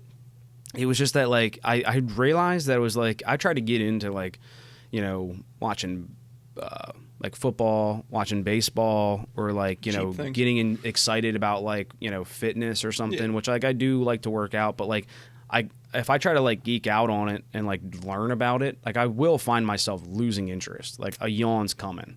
Like you always have that roadblock that always comes up. It will. And like the same thing even like for hunting. I enjoy like the hunting and that experience, but like dude, I just can't like you can't get hype about it. I can't get hype about it, dude. And like I was just kind of like playing around, just flying down a rabbit hole on YouTube with like drifting and like videos and Club Loose stuff, and I was like I was ear to ear, dude. It's like I'm 15 again. I couldn't stop. I was like just so pumped. I remember like back when everybody hung out and everything like in Nick's garage. Remember we pulled the motor out of your 240 and then John Newton's 240 same day. Yeah, like it was my birthday. Yeah, we were what 17, 18. My 21st birthday. Okay, I had that engine pulled out. Yeah, dude, that was like that's how I spent my birthday in his garage, pulling that engine out and putting it in the red 240. Yep. Yeah. And then that car would proceed to blow its charge piping off every 3 days. Was it? Well, that was every other day. Yeah. Well, I think I had more of an issue with that when I first got it. That was when I was in the S14 or S13. No, it was the 14. I mean, I definitely then it was an habitual problem that I had for a long time. You told me you're like literally they may have all run together. You're like literally every other day, the charge piping will blow off, and I'll tighten it, and it'll be good for a day. Oh, you know what? I think I do remember that because I think I had to cut some of the piping. So you didn't have that. I didn't have the bevel on the outside. Yeah. But that it was like clockwork. Like clockwork, I'll be going down. The S13, great, but not the S14. Yeah, I'll be going down Route 1, and I'll be waiting for it. And then poof. Yeah, yep, there it is. Pull over. Just all loss of power. Just shot up, just smoking. Yeah. Those were the days, man. Man. I do remember when you were working at Lexus, I think, and you had the white S13, and you had to go to training, which was in Jersey. Oh yeah, I took the CRV instead. Yeah, you were like, "Can I take your car? I don't think mine will make it." I'm not gonna make it. So you left me the 240 and took my CRV. Yeah. And I drove that thing to work. And I'm like, man, it kind of shakes a little bit. I'm looking it over when I get to work, and you had 3 fucking lug nuts on the front wheel. Dude, and didn't tell me. Dude, airing my fucking dirty laundry out. Dude, I'm like, maybe. Oh, I did like 70 on the way to work today. I mean, life should be full of excitement and a little bit, and just peppered with fear. Take the fucking wheel. That's crazy. Yeah, man. It was just so much fun, man. And to be able to just go back and just like tell myself to like slow down, because I think it was just I went like too far one way of like making it my life to the point where I kind of was like I don't like it anymore. I'm burnt out. And then to that point, then being like, well, I'm going to sell it all and go the opposite direction. You know, it's just an overcorrection. A lot of people do it. I kind of wish I just stayed with it, you know, a little bit and just kind of just slowed down. I mean, that's what like everybody else did. They kept their cars, you know, like even like I was saying, John and John Newton, you know, like those guys kept their cars. Julian did the same thing. I think he took a break for a little bit. Yeah, it was a couple years. If you kept your S14, it'd probably be worth like twice as much. I know, dude. They're expensive. Yeah. Do you want to know how much I sold my S14 for? And it was like good to go. $3-4 grand. $3,800. Wow. Yeah. That's like $3,800 I don't even think you for buy an SR. S4. Yeah. All right, did it have an SR on it? It did. Yeah. S14, SR swapped, fully. Everything was good to go. Like welded diff. I think the e-brake didn't work. Track ready car, really. I mean, put hydro in it and the seat. Yeah. Send them yeah, dude. I didn't even have an e-brake in the car. Like I don't think you ever. didn't have an e-brake in the white one. Yeah, I mean, you told me it had to warm up a little bit. Yeah, it had to warm up a little bit. You had a welded diff, and I was on a slight hill, so I just cranked the wheel until it. Yeah, that's right. Yeah, man. Just all about just clutch kick it, just clutch kick it into initiations, baby. Yeah, but yeah, man, it's just so much fun. So like, and Julian's back in it, and like full force. And so like last year, he invited me out, and he was like, "Dude, I'm going. Like, what have you been up to?" And I was like, "Dude, that sounds so fun. I'm going." And then I get there, right, and like his car's caged. And I'm like, yeah. I'm like, yes. I'm like, hey, yo. Yeah. Like, what have you been doing this whole time? He's like, dude, I've been here. Like, I've been doing this. Like, I'm like, dude, that is fucking wild. I'm like, how the fuck? And like, his trailer's all set up. Like, he's got like the tire rack and everything. Wheel set up. And well, yeah, you were talking about that. He just buys like the same tire. Yeah, he on his trailer is what I was talking about. He has like this rack where he can keep like 10 sets of wheels. Well, I figured you kind of need that. Oh yeah. But yeah, you were just saying like he picked one tire because he knows how that tire reacts. Yeah, and it's I think it's getting like more difficult to like steal used tires. Dude, we used to do that all that. We'd go right back to Pep Boys, load up the truck, and nobody coming, all right, throw. Yeah. Like, shit, wrong side. Yeah, dude, Nick and John would tell me about times where like they like just panicked and like got so many tires and then ended up with tires that they didn't need. They were like the wrong size and would fucking take them back. Like, sorry, we stole these. We don't need them. But like the same night, they'd be like, "Fuck that!" They'd go back and just drop them off, dude. I mean, these were all the used tires that were thrown out. Oh yeah, they're probably burnt up anyway. So, would they even get mad about that? Because they don't have to pay. No, but it's funny as shit that you would like go steal tires from somewhere and then just go back. No, if anything, I think they'd be mad about you bringing them back. Yeah. That's what I'm saying. That's what's funny is that they brought them back. Dude, we used to do so much stupid shit. Dude, so much dumb shit, man. And drifting in Lantana and then like going to the industrial park in Stanton. Yeah. Oh yeah. Oh my God. Yeah, which we only ever had we could do like 20 minutes there, and then cops were coming. Cops are coming, dude. Like Max, Jesse, all them would come out with the Miatas. Yes, and, dude, we would just be fucking heathens. We were fucking asshole kids. Yeah, we were, dude. Yeah. It was, oh my God. Yeah, and then there's the New Garden Airport. If you give me a goog, I'm in the news. I was not there. Yeah, that was fun. Can we still find that article? Yeah. Oh yeah. That's probably gonna haunt me for the rest of my life. Did you end up getting arrested over that? I mean, like, so not really. So I mean, like they showed up. It was pretty funny. What was the airport? New Garden, PA. Yeah. So like, where the cop, like where you can like see the road. And so when we saw the headlights pull up, and like we would see some cars just drive by, you see like headlights just cruise, and we just saw these headlights come up and then stop. And we were like, "That's not cops." And then it's like immediately they were like, "Yo, that's cops." Mr. Keith Faulkner. Yeah. Yep. On the news. Yeah, for alleged drag racing, they didn't even get it right. Yeah. Oh, they advised they were drifting their vehicles. Yeah, so we told them. We were like, because like the cops, and of course, as soon as we see that, and then like we see like the headlights point towards us, and it's like so far away, like we're at the other end of the airstrip, and like we see them coming towards us, and immediately like the conversation is like, okay, we're running. Yeah. Right. But it's like, but then they're like, immediately was like, okay, like there's one way in, there's one way out. Like, that's dumb. We're not doing that. I'm like, dude, we're fucked. That's what it is. And we just suck though, man. Yeah. Like, but we just see this like one car and we're like, oh, maybe it's like just like like somebody who's like coming into the airport. Like they might have like their thing, like a plane here. So like, let's just be quiet. The lights are all off already and we'll just chill. And then like, just as we say that, like 6 more headlights are coming down, dude. I'm like, oh no. And then the lights come on and then they pulled up and they're just like flashlights on the ground. So like, doing some driving out here? And like point all of our cars and we're like, yeah. And then of course, we're just like, yeah, like we're drifting. Like that's what we're doing out here. And they were like, cool, IDs. And then that was it, cool. dude. And then, and so we didn't actually get arrested, but like they just made us leave. And then of course we had to go to court and deal with that. Stupid. But yeah, thank God for John though. So like John had the thought to be like, dude, like we could like, this could like ruin our lives. We could go like into some serious debt. Like there's tons of property damage. I mean, like this could be bad. I was under the impression that it was like a just an abandoned airfield. Yeah, no, private. This is just like for rich people, just being able to like take off and land their planes whenever they ever so pleased.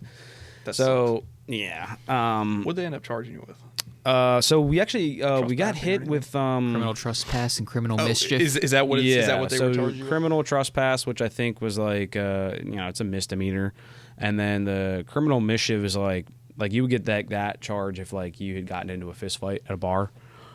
So another like kind of bullshit charge, but we ended up paying like $1,000 or something a piece. Yeah, yeah, sure. To like just to fix everything.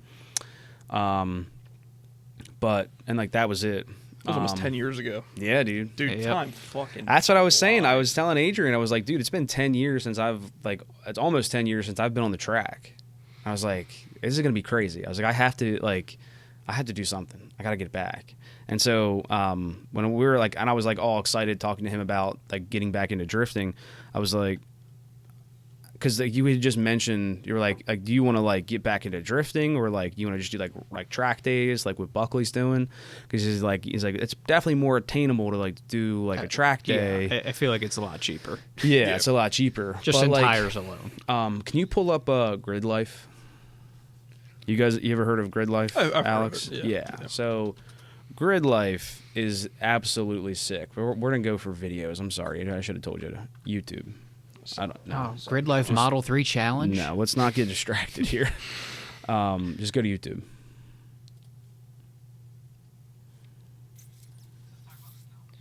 Yeah, I was worried that this might be... It's like an interview. So you just got to... Yeah, no, you don't want to do this. You want to... Don't want to do what? So just go to like Grid Life, like track, like yeah. Jesus, you sure? This is all right. Hey, but just Grid Life, like drifting. Yeah. I think Johnny does. No, well, Grid Life is wild. Maybe not. Yeah, this would be like it's like invitation only. Yeah. Like it's pretty crazy stuff. I can't remember what he was telling me about it. So, but essentially, you want to go watch? Is that what you're saying? Well, I go and drive. Grid Life is my point that it's way cooler than autocross racing. Oh, so yeah, so like the Grid Life, they do this at the same exact time that they also do autocross racing. So they're like, you know how they have like multiple races a lot of times in these autocross stuff. They'll have like a GT3 cars and they'll have like whatever else. Like they'll have them also drifting. So there's a bunch of different like, you know, car classes and like how fast they're able to go. And then they'll also have drifting. And it is impossible for you to like watch this and go like, well, the autocross guys are having a better time. Like, dude, there's no shot, bro. Like these guys like that are drifting. Body, what's that, M35 or not? M35, whatever it is. Infinity. So that video of Matt Kaufman, that crazy entry, like I think it was a Laguna Seca, like that, and he's just like drifting past all those other cars. That's Grid Life. Like every year they do it at a new track. That's awesome. Yeah, and like, but you see him like just drifting past all these other cars, and it's like, yo, that is the coolest. Like, I mean, they're throwing around S550. Oh yeah, Mustangs. Yeah. You gotta have money. And So that's what I was saying. This isn't just like you can just come do this. That's not like the Autobahn, you know. So I should drift the Buick. Hell yeah. Yeah, I mean, is that thing 3 on a tree? No. Or is it it's Power Glide? And it's actually very interesting. 1 speed. Yeah. That's awesome. Yeah, Buick Dynaflow, if you ever want to look into it. You know what? I probably have heard of it, but that's crazy. Buick did their kind of... I mean, I think it's interesting Buick enough Pontiac to... did their own kind of weird I mean, have shit. I talked about it before? I feel like I have. Fuck it. I mean, I'm sure that we can talk about it again. It's fine. Yeah. So on paper, enough. it is a 2-speed, but it's got a manual valve body, so it will not go into first unless you put it in low. Right. You put it in drive, it physically cannot change into low gear. So you are driving in what would be the equivalent of like 4th gear in any other car. But they give you a big sloppy torque converter. Right. Like real high, loose. Yeah, real loose, real high stall speed. And that's it. That's it. Yeah, that's the old CVT. Yep. Yeah. That's cool, though. It does give you a bit of a kick down. Does it? It's got a 2-speed torque converter. So you hit a detent, it pulls a lever that changes the stator vane angle. And now you have even more stall speed. So you get more torque multiplication. There's no mechanical, advantage from changing gear ratios. Right. And you just burn a prodigious amount of fuel and go a little faster. We love that. We love that. And by like sheer luck, I guess, I can't really adjust it any further. Like you can kind of dial in where that crossover is, but it's right when the secondaries open up on the carburetor. So, so you right just. There. Yeah, and I'm pretty sure it accelerates faster from 40 to 60 than it does from 0 to 20 because of that. Isn't that shit funny? That's awesome. Yeah, it's a super interesting car. So pretty crazy. What are you thinking about getting? Dude. Are you going to go back into the E4, E36, E46, BMW side? Honestly, I feel like that's the most like affordable entry point for something that's mostly driftable out of the box. Yeah, I mean I might be. S chassis are now unattainable for like the price. So I hope that I mean. We don't have like enough people watching to like for this to like really blow up and like for me to ruin the whole market. But right now, dude, it's new Edge Mustangs. I was literally getting ready to say that. That was literally my next word. I was gonna be like maybe like a 02 new Edge or something like that. Your eyes would have lit up. It's the American S chassis. Yeah. And like so, people actually kind of gave solid them rear unless you get like a curve swap, but people do sell that. Yeah, but I mean, people are doing just fine with that solid rear. Doing great. Yeah. I mean, obviously there's like, you're losing a lot of the adjustment, like the ability to have adjustment to like for toe and stuff, which is camber, no toe, no nothing. Yeah. Which like you got shims. The camber, people usually like having pretty much straight like up, no camber. Yeah, so I mean, it works out in that way. But the toe has a lot of advantages just as far as like the control of the car, like specifically which again, with drifting. You can make there are shims to adjust like fixed rear ends. Yeah, like that. yeah. But that's a lot harder than turning a cam bolt. Yeah, and also like just with like adjustable like toe arms. Like I mean, they have like even like they have more adjustment just past like eccentrics on a lot of these. I mean, I'm sure as you can imagine, like the aftermarket goes crazy with everything. But and especially for the E36. So the E36 is definitely a great option for that. I think I have a lot of parts for E36. So there's a piece of me just left from my other ones.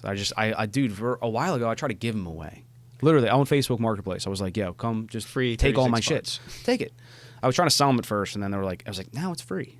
And now it's free. Dude, nobody. I just wanted them out. It was like spring cleaning. It would just been so satisfying to just like let those parts go to somebody else who was actually going to use them. Yeah.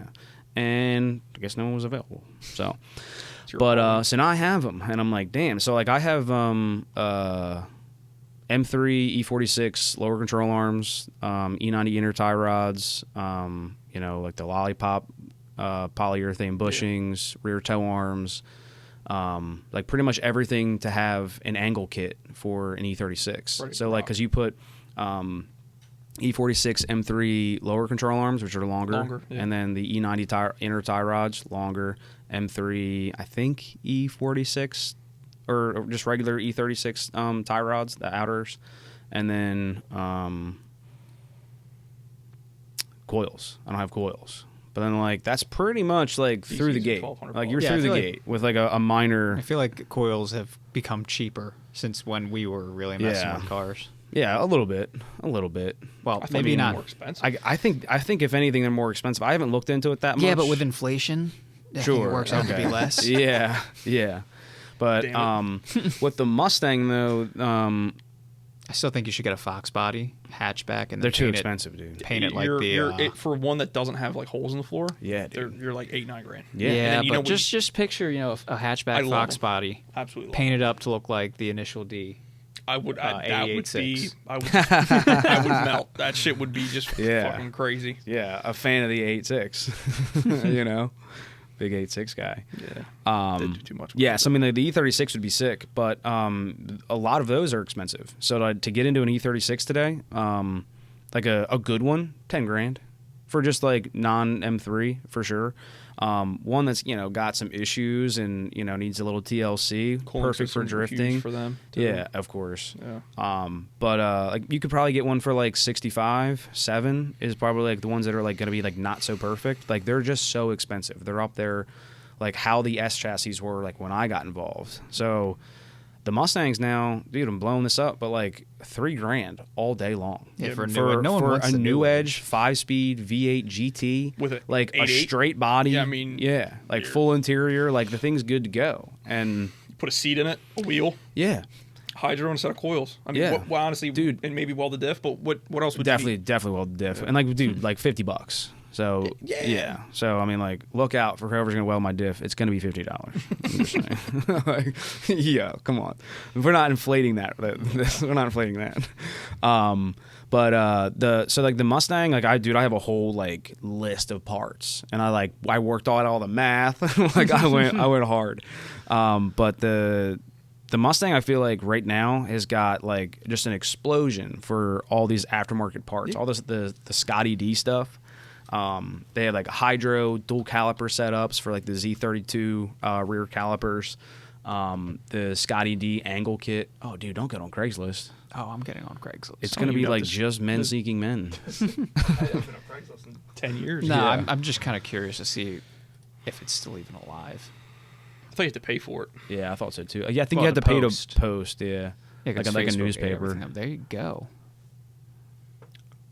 All right, what cruiser? Yeah, but so the Scotty D angle kits. I think for like the whole new arms, the Ackerman adjustments, and I think even like tie rods. I think so. There's like some other things that come with it. It's like $850. So I mean, like, boom, you're in. Bad. That's a whole angle kit done. And there's probably better ones out there, but like $850, like you're out of the box. That's awesome. Yeah, and there's no fabrication like that has to be done. So, well, you have to cut, but like just cut like a little trim the fenders, that kind of thing. Like that's normal. Like I mean, like the wheels were never intended to turn that far, But like there's a lot of kits where you actually do have to do like some welding, and so I was like, I don't want to do that. I just want to do it in my parking lot, my driveway. But right there. That was $28,000. Well, it's a bullet. Never mind. Is it a bullet? Yeah, it's a bullet. Man, it looks like Craigslist has actually become where people who have more expensive cars are starting to post. Yeah. Facebook ate all the crackhead offers. I'm waiting for Facebook to. Well, I mean, there's an S95 right there with a 5.0. That's $3 grand. $3 grand. And nothing wrong with 5.0. 5.0, 5-speed. Black cars, where's it standard GT. Oh, One's black car is a automatic. V6, and the GT Dude, people is were automatic. drifting those too. People were drifting the V6s. Oh, that's a anchor, though. Boosting the V6. That's happening. You can boost anything. You can boost anything, yeah. No, but I mean, like, but people were doing it. It actually does seem to be pretty successful. I wouldn't go down that path. Unless you had one laying around. Yeah. Like you had like a turbo kit laying around. Yeah. You're like, I'm like $500. I want to go drifting. Yeah, like, if I could buy a V6 Mustang, $500, I would triple the price to do it. to turbo it, but yeah. Suspension and wheels makes everything look totally different. Oh yeah, but that's the other thing, dude. I priced out BC coils for the Mustang. I think it was like $1,300. $1,800, dude. BCs for a Mustang are that expensive? Yeah. Shit. But I must be living in like a fucking different dimension or something. Dude, I love that we're doing a podcast and we're just on Facebook Marketplace. I think this could be the new podcast. Is just me and you just reviewing shit on but dude, your search history Ford but my search history 36. Yeah, my search history my For Dude, You. I think the mouse is the problem because even with this mouse it's still pad, fucking fucking up. Damn.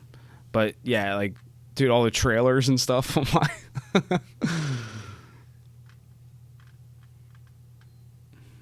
How are you searching for this? I'm struggling because the mouse doesn't work. Pull it off that. It could just be the battery. Could be. Wow, it actually likes the wood better. Yeah, there we go. Why? Why don't you just search Mustang? I did, but I'm trying to filter it to New Edge Mustangs only.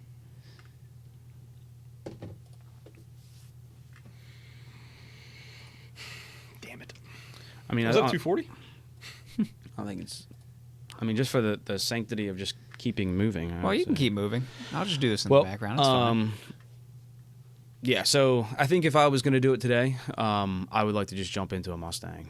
That would be my thing. I think you're right on. I mean, just the availability of parts and ease of cars.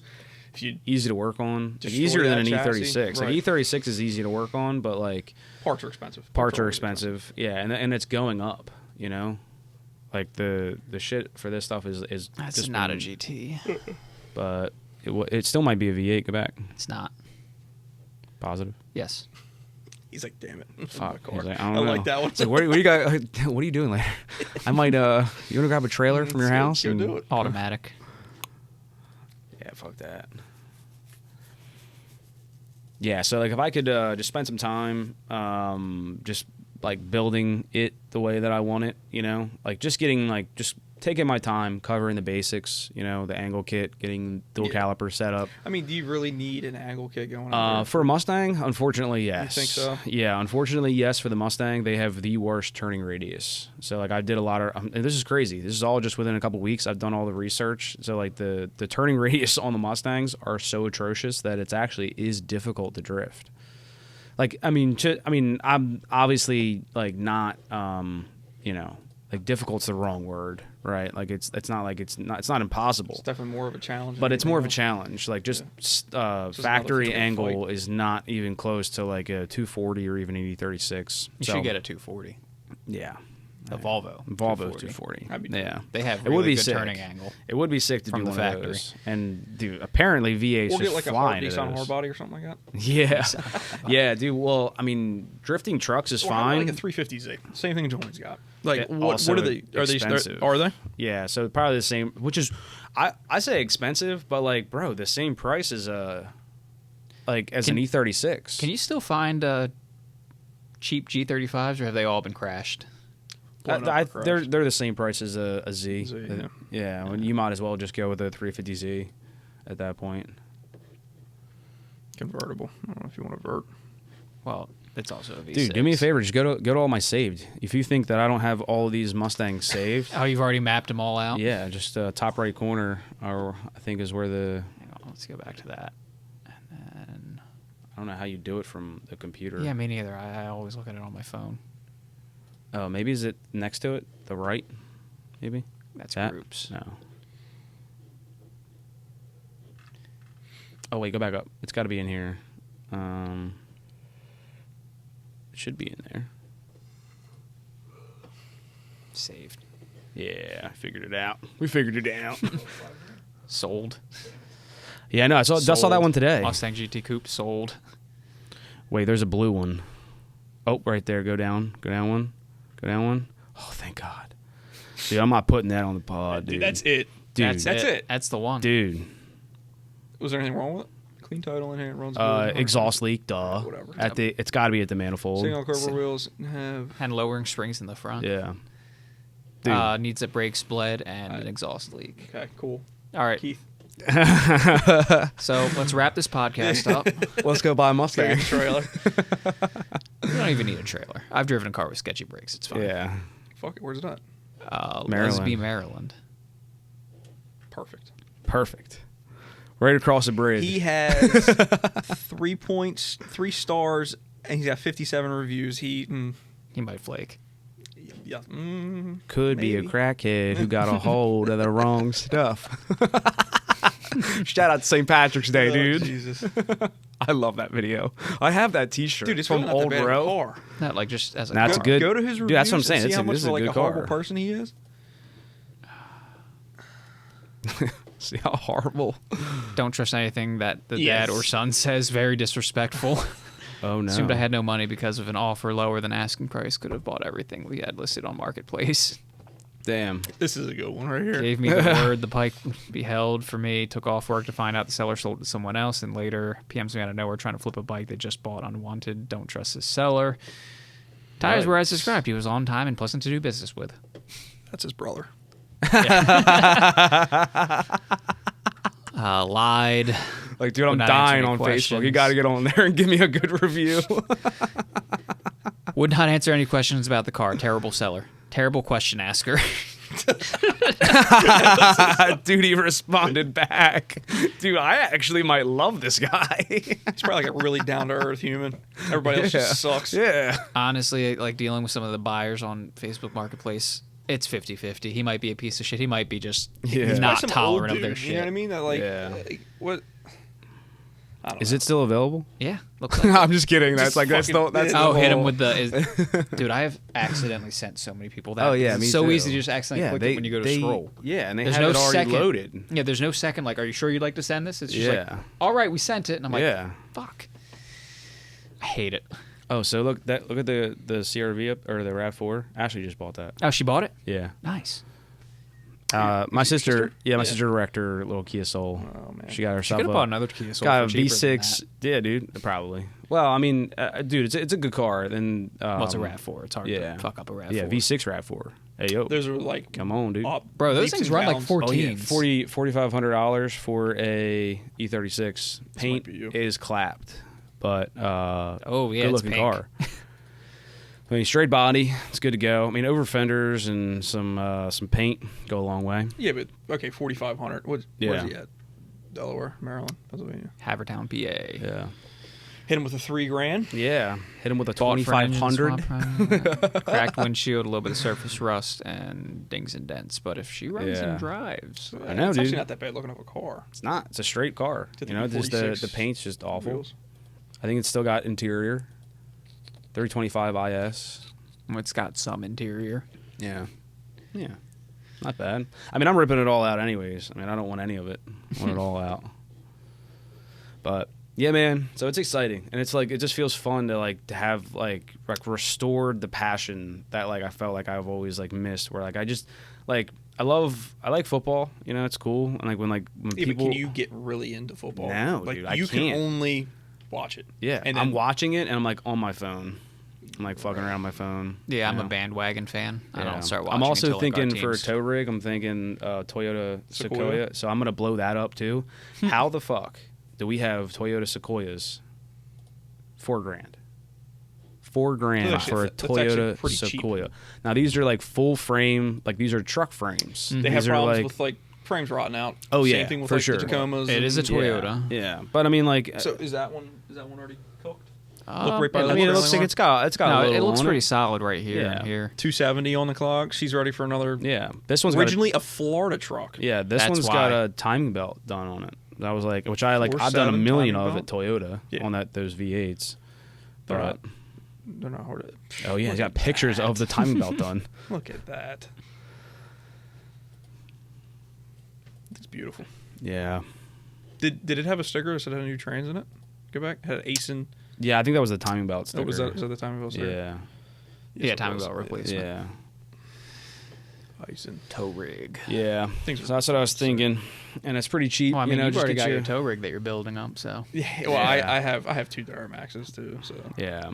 I feel like for me, like I wasn't sure what like is the best, but like I would want to take the dogs, you know, and I would want to have like enough room like for us to like. So you got the Frontier. Like, yeah. And you don't want to tow with that. I don't think it'll do it. Can you tow with the van?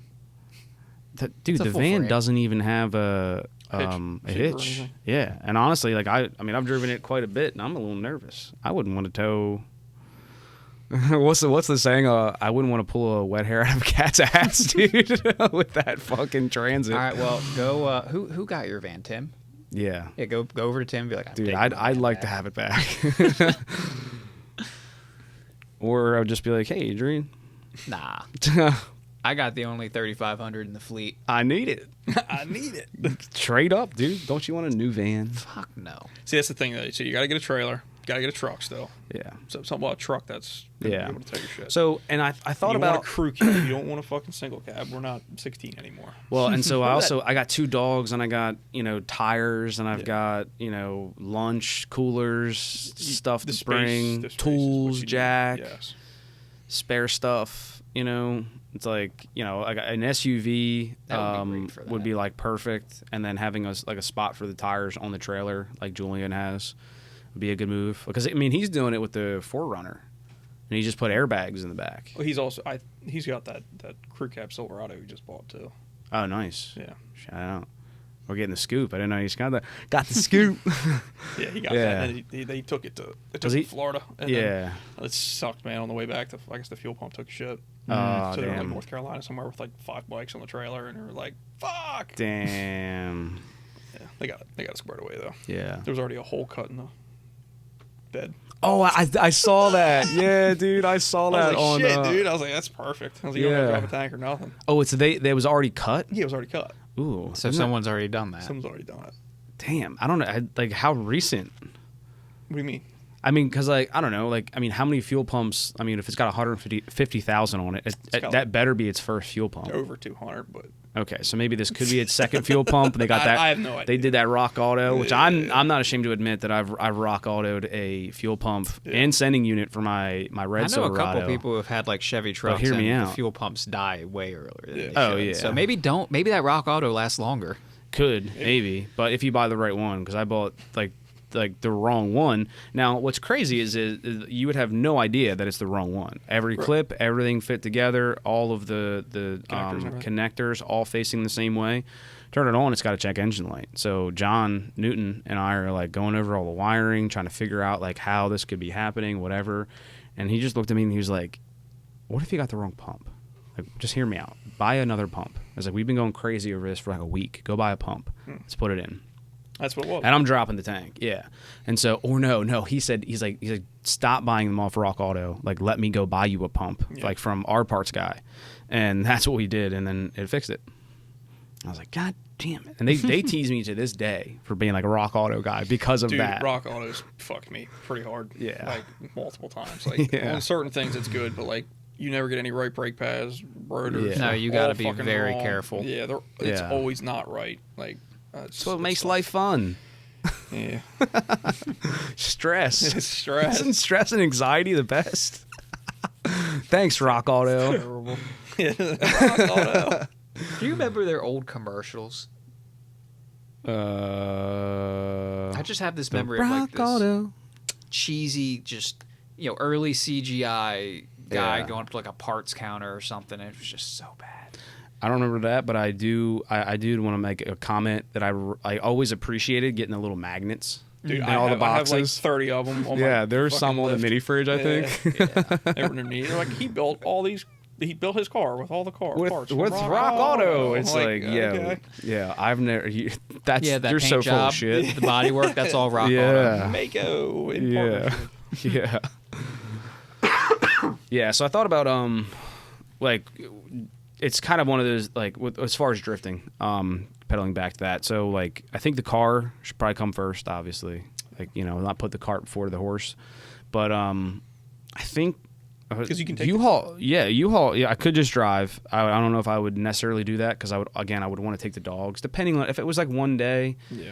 And I could swing it. It wasn't too far. That's why you should get a Volvo 240 wagon. As a drift car. Yeah. They could ride in the drift car. Yeah, okay. You're right. Okay. That's not a bad idea. But you can rent the U-Haul trailers today, still $60.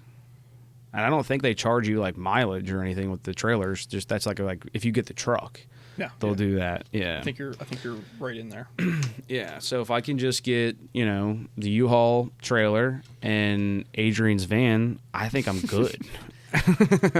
Does my van even have a tow hitch on the back? Yes, it does. For the low price of $300, it can have one. Yeah. So I mean, I would think about it with the Frontier, but like, I don't think that has it either. But you really don't think I mean, that would save you like thousands of dollars. Yeah. I mean, let's be honest here. No, it definitely would. And I guess it's worth a shot. But I mean, I filled the whole thing up with mulch from the township. Right. It's a lot of mulch, but I filled the bed with like mulch, and I was like, yo. Was it squat hard? Squat hard. So because you put bags in it. Yeah, that's what Julian had to do. So like, I mean, technically, like they're like the same frame class. Is like that the Frontier and the 4Runner. You got to think. Okay, a trailer, a 16, 18-foot car trailer. $4,000, 6. 2,000 pounds, maybe. Yeah. The car, 3,000-4,000 pounds, maybe. Oh, I thought you were talking about money. No, like weight. Yeah. If you're like right at 6,000 pounds, like I think you'll be fine. Well, a Mustang definitely weighs like stock. They're 3,800 pounds. So my goal, if I have the Mustang, my goal is to get that down to like 32. Yeah. So like I want to strip everything out of it. Like I've already like figured out like what the lightest wheels were that come in my pattern. Like, dude, I'm going hard. I'm so geeking on it. But yeah, no, you're right. I mean, if it's 6,000 pounds, I'm sure that like if we looked up what the or rating, trade that in and get like a. Oh no, we can't trade that baby in. No. Nah. She's lifer. She's lifer. She's lifer. But how about a dolly? No. Too sketchy. I know. Too sketchy. It's too sketchy. Because if you smack a wall or something. Yeah, and I had to go backwards, and I'm riding on the front wheels, which is so sketch. Mustang. Well, if you have it neutral.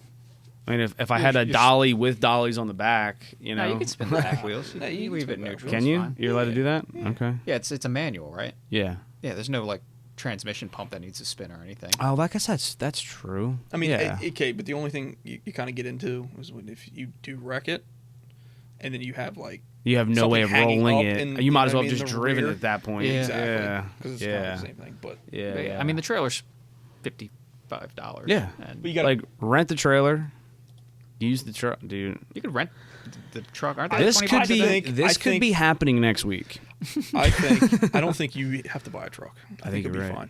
I think if you spend a couple $100 on like a really good like airbag setup, yeah, definitely keep the weight off of leaning so hard. I think you'll be fine. What year's the Frontier?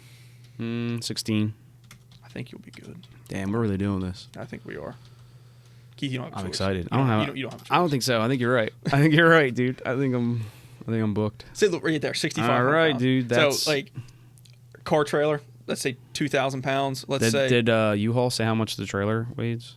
Man, we're just doing this full build on the pod. This is fun.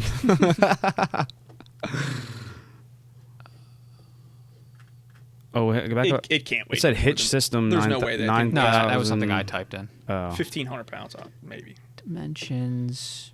Right here, feet. Empty weight, 2,200 pounds. Okay, so dude, I mean, close, you said close. You said 2,000 pounds. Yeah. So we just strip the Mustang down.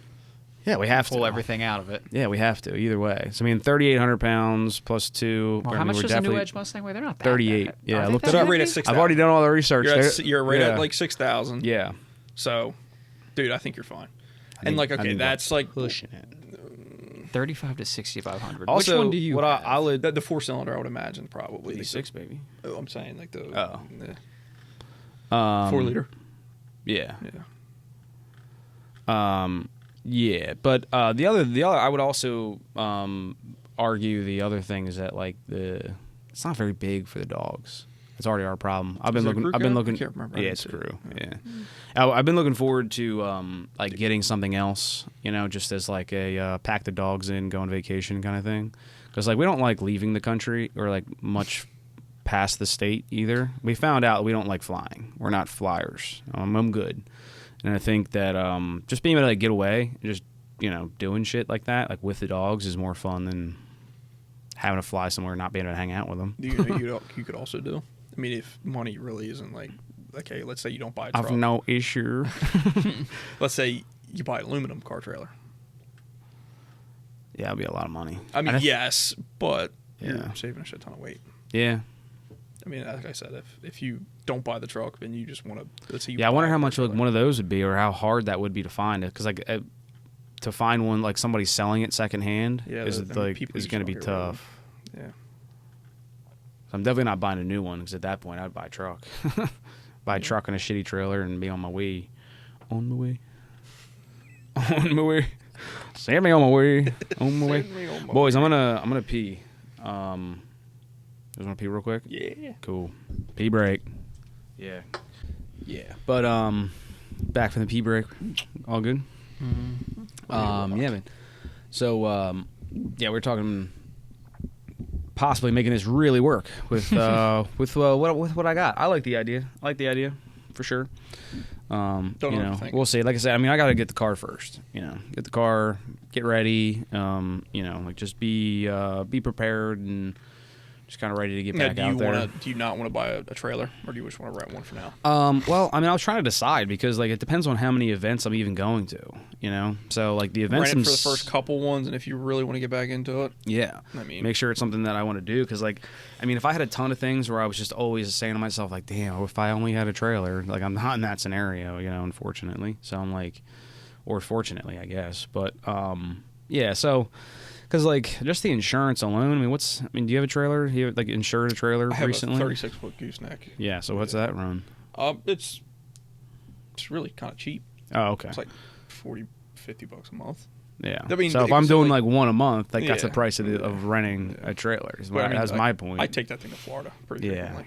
Like, oh, okay. So, like, I, like, moved my brother. I've moved, like, my cousin down. I've got my father-in-law from, like, Tennessee, West Virginia border, from like pulled his truck and everything. Like it's paid for itself. Yes, like customers' trucks and shit like that. Yeah. Yes, like that truck, that trailer doesn't owe me anything. Like, and I don't want. I have it for sale because I want to get like a rollback, but like, it's nice because I can hook the truck up to the trailer. Yeah. And there again, like you can take the kids, you can take the dog. Like if I need to go anywhere, if I want to go. Take like if I buy a side by side or if I buy a Jeep and like want to go up to like the mountains and do all sorts of cool stuff. Like that. And like my parents have like a 24-foot travel trailer. Like, you can back that up there on the trailer and then like put like something on the back. Like they call them like crawler haulers. Like they actually make them. Yeah. But they're that would be sick. Yeah. Yeah. What like Watkins Glen or something up there? They do all that crazy. Yeah. Like if. They're not cheap though. Of course. Like you can get for what I paid. Like I bought it new. I bought it new up in Pittsburgh. You can definitely get like a rollback for the price of one. Like a used rollback, like 15, between 15 and 17 grand. Yeah. But they definitely come in handy if you use it. Now, if you don't use it, it's just a giant paperweight. Oh yeah, for sure. And that's my thing too. Like if I'm only doing like, because I'm just trying to like think about like even if I get back into it, like, and all of the money going to the car and just kind of preparing for it, and then also like the amount of money for tires. So it's like it's probably going to be like $400. You're buying new tires. You would be buying new tires. Yeah. Yeah. That would be the best way to do it, and I know like I've just heard so many good things from Julian about how well, how much further he's able to just progress, and where he like kind of feels like he's not wasting his time anymore because, like you'd spend those couple laps on these like used tires that are like, all season or like like the tires really do make. You're lucky to have a matching set on one axle. Yeah, exactly, and so.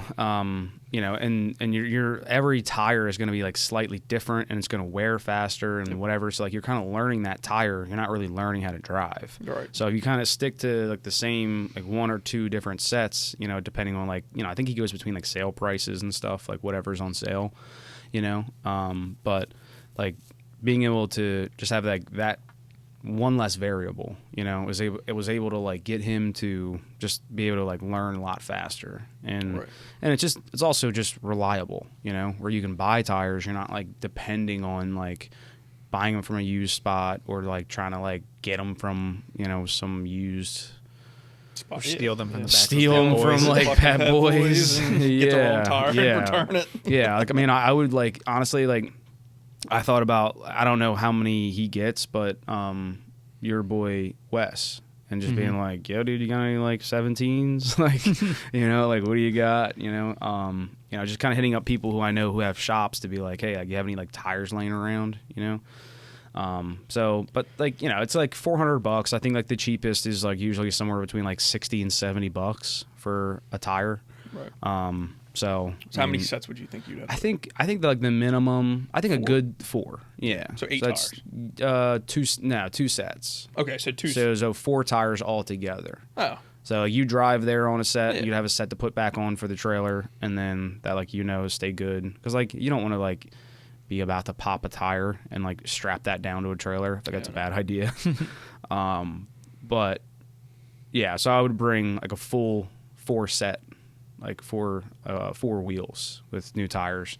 And I think that's, like, the minimum. I think that's, like, a minimum to get out there, like, and it depends. Minimum. Yeah, I think, but like that's what I'm saying. Like that's the minimum, and it depends on like where you go. So like for Club Loose, I bet that's probably a good bet. You know, because like Club Loose, you do get a lot of like seat time and temperature. Yes. So another thing that I'm very interested, like that I would be eager to do if I had a car, would be to a lot of people will relocate the washer fluid sprayers and they'll put them in like behind the wheel. And so, like, once you get done, you're done off the track, you cool your tires back down with those sprayers. The sprayers. You just fill it with water. Shit, yeah. Yeah. And, you know, like, you just use the same switch. You know, like, if you could, like, I would think, like, it would be easier to, like, relocate the whole washer bottle to the trunk, fill it up with water, and then extend the wires. You know, just leave everything kind of in place, extend the wires back, and just keep running the same switch.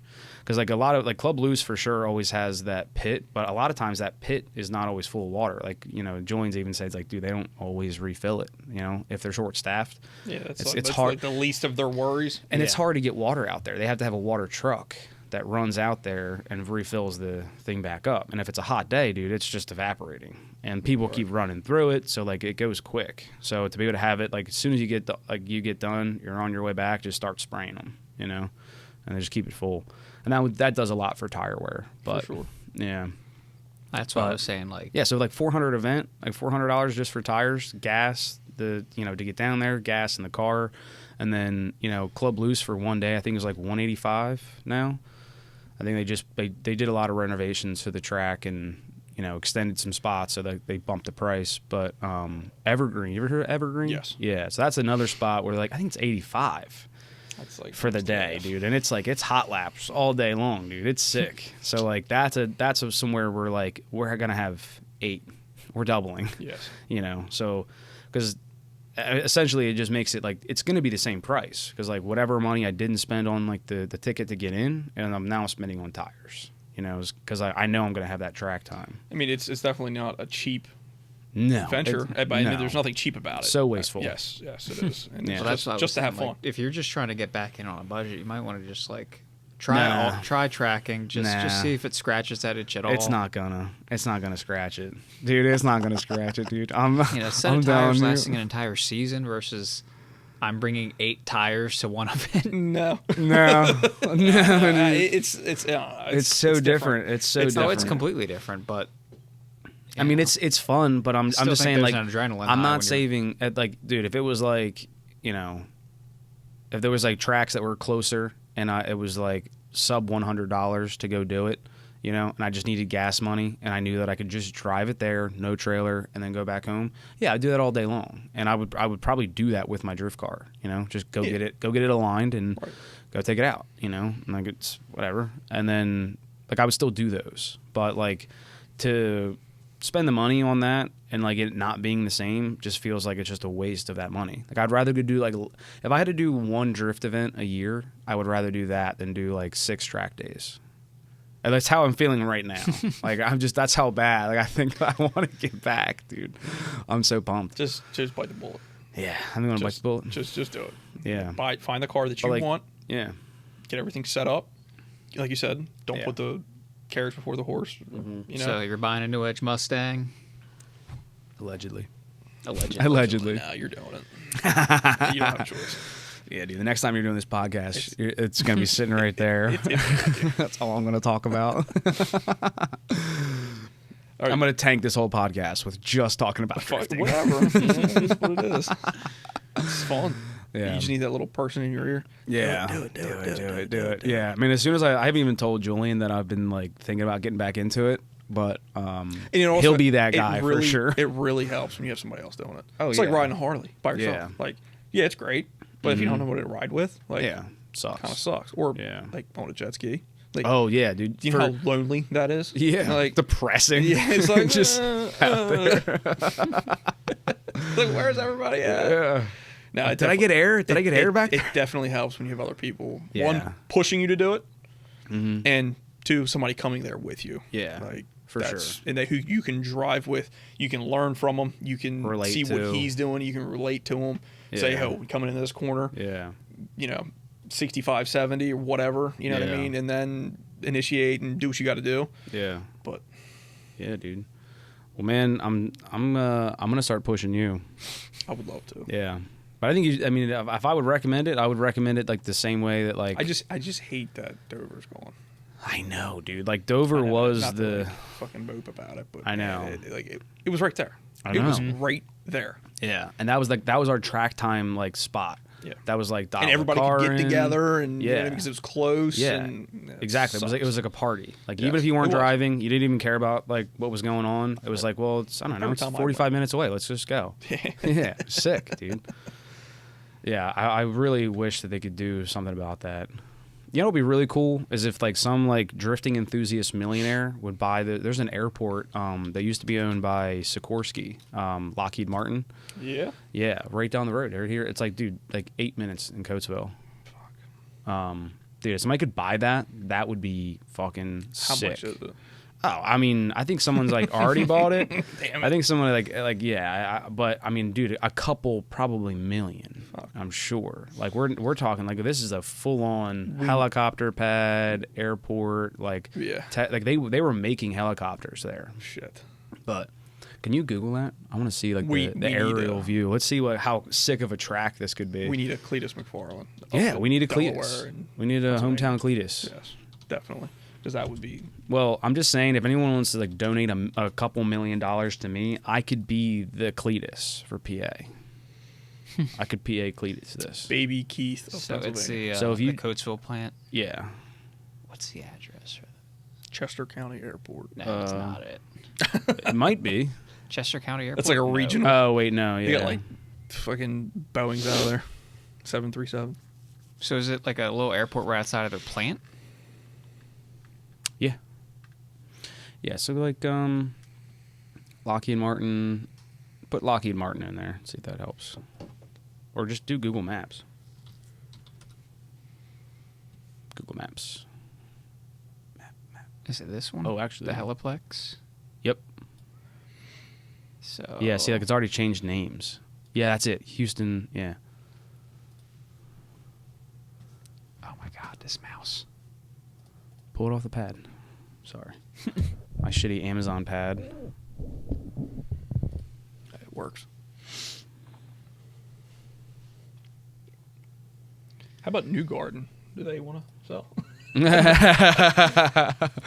New Garden's probably not big enough. Back up. Going the wrong way. Back it up. What do you mean back Zooming in. Right there. That's the airport. This? Oh, no, this. Yeah, dude. Look at that. Come on, man. The Signature Aviation. Yeah. They're not selling that. Rebuild, rescue. No, this is for sale? I guess, yeah, it's the whole thing. The whole thing is all property. Well, they could have like divvied this up already. This was like 2020 that this was like destroyed. And now that I'm looking at it from the aerial view, this is what I was wondering. There's a lot more grass than I had expected, and like with just a strip, there's not much you can do. But boy, that's a lot of land that could just get blacktop, and that would be sick, bro. But because there's no other like places that already like have been zoned like that where like they're flat. Right. There's like nothing going on there, and like it's pretty mountainous around here. Technically, this is already zoned for being loud as hell.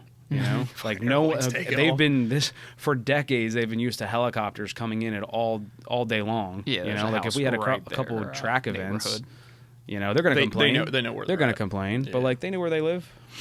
Sorry, y'all. Shout out to those people. But that would be sick. But that's what that's what we need. We need like more of those little parking lot events, just like to pop up all over the place. I think this would be better suited for that because that looks kind of small. But if you look, there's a parking spot, and then you look at this, there's plenty of room there. Yeah, that could be yeah. And it's already a nice wide. That's true. So we just need to put some money together. Mm-hmm. Sure. How much you got? Scoop up a couple mil.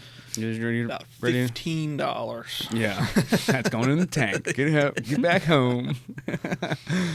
Nah, I'm with you, dude. This would be a gigantic. Or we could just venture. say it was built by the people. Just get everybody around. Yeah, dude, I can't even get skate parks. Shout out to my buddy Doug. He lives in Dover and he's trying to get a skate park built.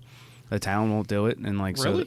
So they're doing like a little like GoFundMe thing, and like him and some other people that are just like enthusiastic about it, or just kind of taking their own money and start to build half pipes and shit. So shout out to Doug. They can't get the town to do it, but they at least have like permission, so the county's not going to come in and tear it all down. Sports park, probably. I think so. Yeah. He's gonna be on the podcast. Oh, nice. Yeah. Yeah, you know Doug Boatwright? I don't know if you know him or not. Name sounds really familiar. Yeah, he had that the blue S14 gold, like kind of BBS looking style wheels, kind of big. There's a redhead kid. Yeah, the name sounds familiar, but he was always at those like the First State event things. Oh, really? Yeah. Okay. Yeah. Well, then I've probably seen his car. Yeah, I think he drifted a few times, but yeah, he's always been involved with like the car community. I've always seen him and talked to him, but yeah, I think he's in the Air Force now, so we're gonna have him on, talk about cars, bullshit, you know. Is he flying fighter jets? Yeah, I think so. I don't know. Dude, I think he's reserved now, so like, which like seems to be the coolest gig. I don't want to like. Obviously, this is the craziest time to be on reserve. Yeah. I'd be a little nervous today, dude. Man. But I mean, I feel like all these. I see, there's a lot of people that I could probably point to that would be like, yo, like they're on reserve, probably getting some good money. Yeah. And like they're just doing side business. So much. Turmoil, that's pretty sick. So much turmoil. Yeah. That's crazy. Yeah. Waiting for China to drop a CMP. Dude, I think they're. I think they're coming in, dude. That's why I'm holding on to that Buick out there. Yeah, carbureted. I'm gonna pedal bike my ass right up to your house. Like, where the fuck are we going, dude? Yeah, I've still got the old points distributor on that thing. Like, there's nothing electronic on that car at all. That's awesome. Go ahead, dude, drop that EMP. I'm still getting around. You are gonna be like the only person. Yeah. Mm-hmm. Just gonna hear on a silent, no traffic. Like, I Am Legend type of stuff going on.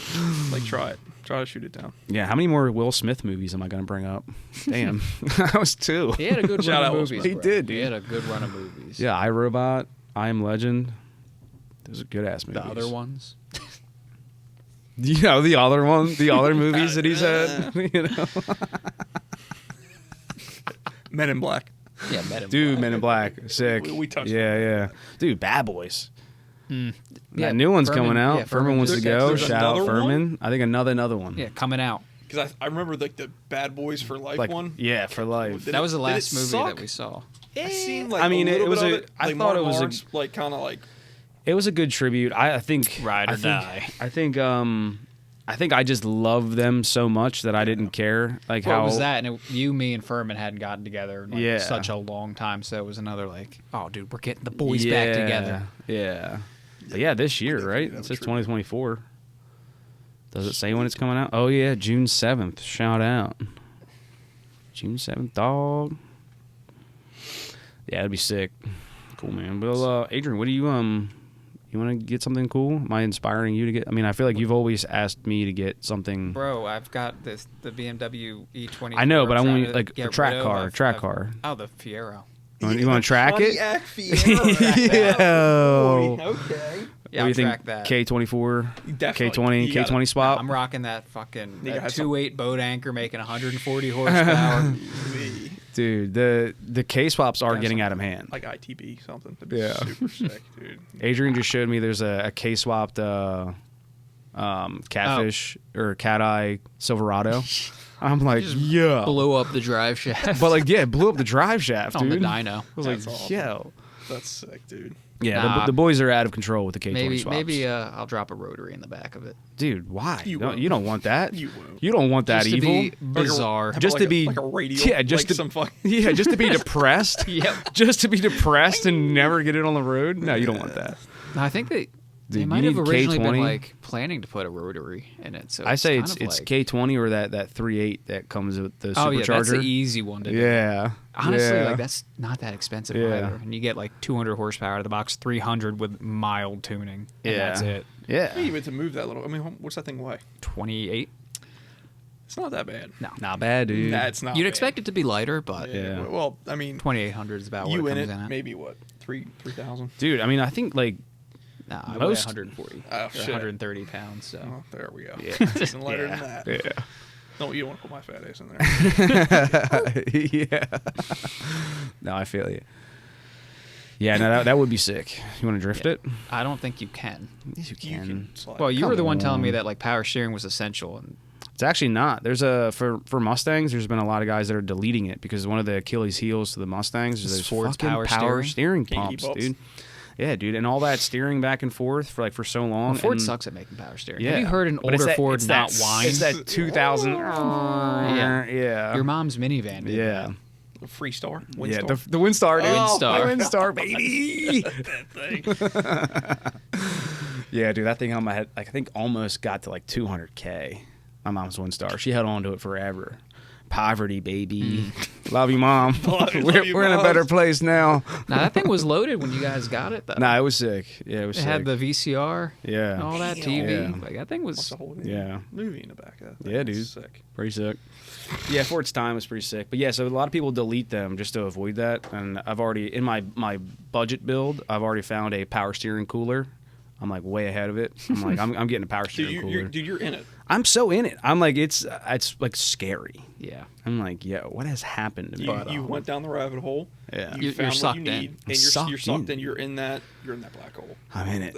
I'm in it, man. I'm just trying to tread water. I think I'm get gonna like back to, maintain that I tread water and I don't let this consume me.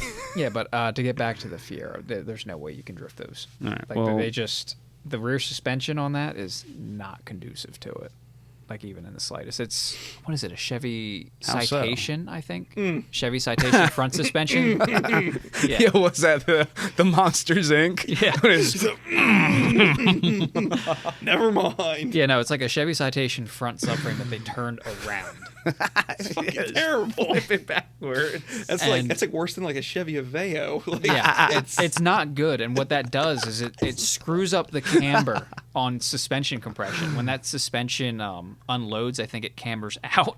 So when Oh, you're Lord. braking, it cambers out, which makes Can the you back end even race twitchier. this? Is that that's not Yes. good? You don't want to do There that. are some things they make You don't things wanna that do that. adjust like the roll center and like where the tie rods mount so that it doesn't do that as much. Yeah. But I'm talking short wheelbase, no power steering, mid-engine car. Not exactly what you Yeah. think of when you think of drifting. People barely drift Miatas as it is because of the short wheelbase. You make that mid-engine. yeah, It's, yoink. Yeah, Yeah. You see people slide. you're on the razor's edge. Yeah. Did Buckley buy your BMW yet? I He's- saw him post it.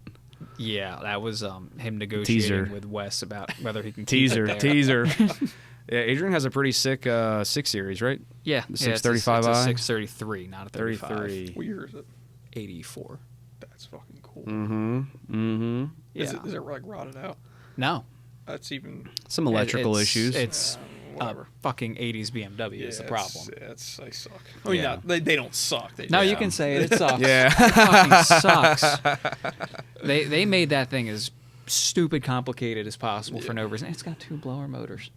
One for Yeah, AC, one for that's heat. what I'm saying. Like, I think for drifting, I considered buying it myself, and I was like, what if I like just ripped everything out of it That's what Buckley's going to do. and put like a carbureted like 350 in it, Boom. and boom, Well, like I all mean, of the we're electrical issues We're now are in done. the future, Keith. You could just get like a Holley EFI or a Phytech. and Yeah, have fuel sure. injection. Yeah. No, for sure. But I mean, like, but that it just takes all the money out of it, takes all of the complications out of it. It like as bare bones. It's the fun idea of going from like one extreme to the other. That's all. Yeah. I mean, trust But me. yeah, Like, no, there's I've lots sat to- there and like I've even Googled like, can I get a carbureted manifold for this engine just to get rid of all of Yeah, that? just stop work. Yeah. So, funny story. My cousin had an E36, 4 Yeah. E36, and he put a 350 in it. Oh, dude, it ran great. I mean, it had like a what was it? Not like was it a T5? Not a T5. T56? No, it wasn't a T56. It was just this was like pre. So an old like Muncie or something. Maybe it was like a Muncie 4-speed. Oh. Like it was like, dude, when I tell you bare bones, like this thing was like. Dude, man. Like and you wouldn't expect it because it's like slammed on its nuts with like the Fortune Auto coils. Yeah, it was kind of funny. Yeah, like, it was pretty neat. Yeah, but those are sick.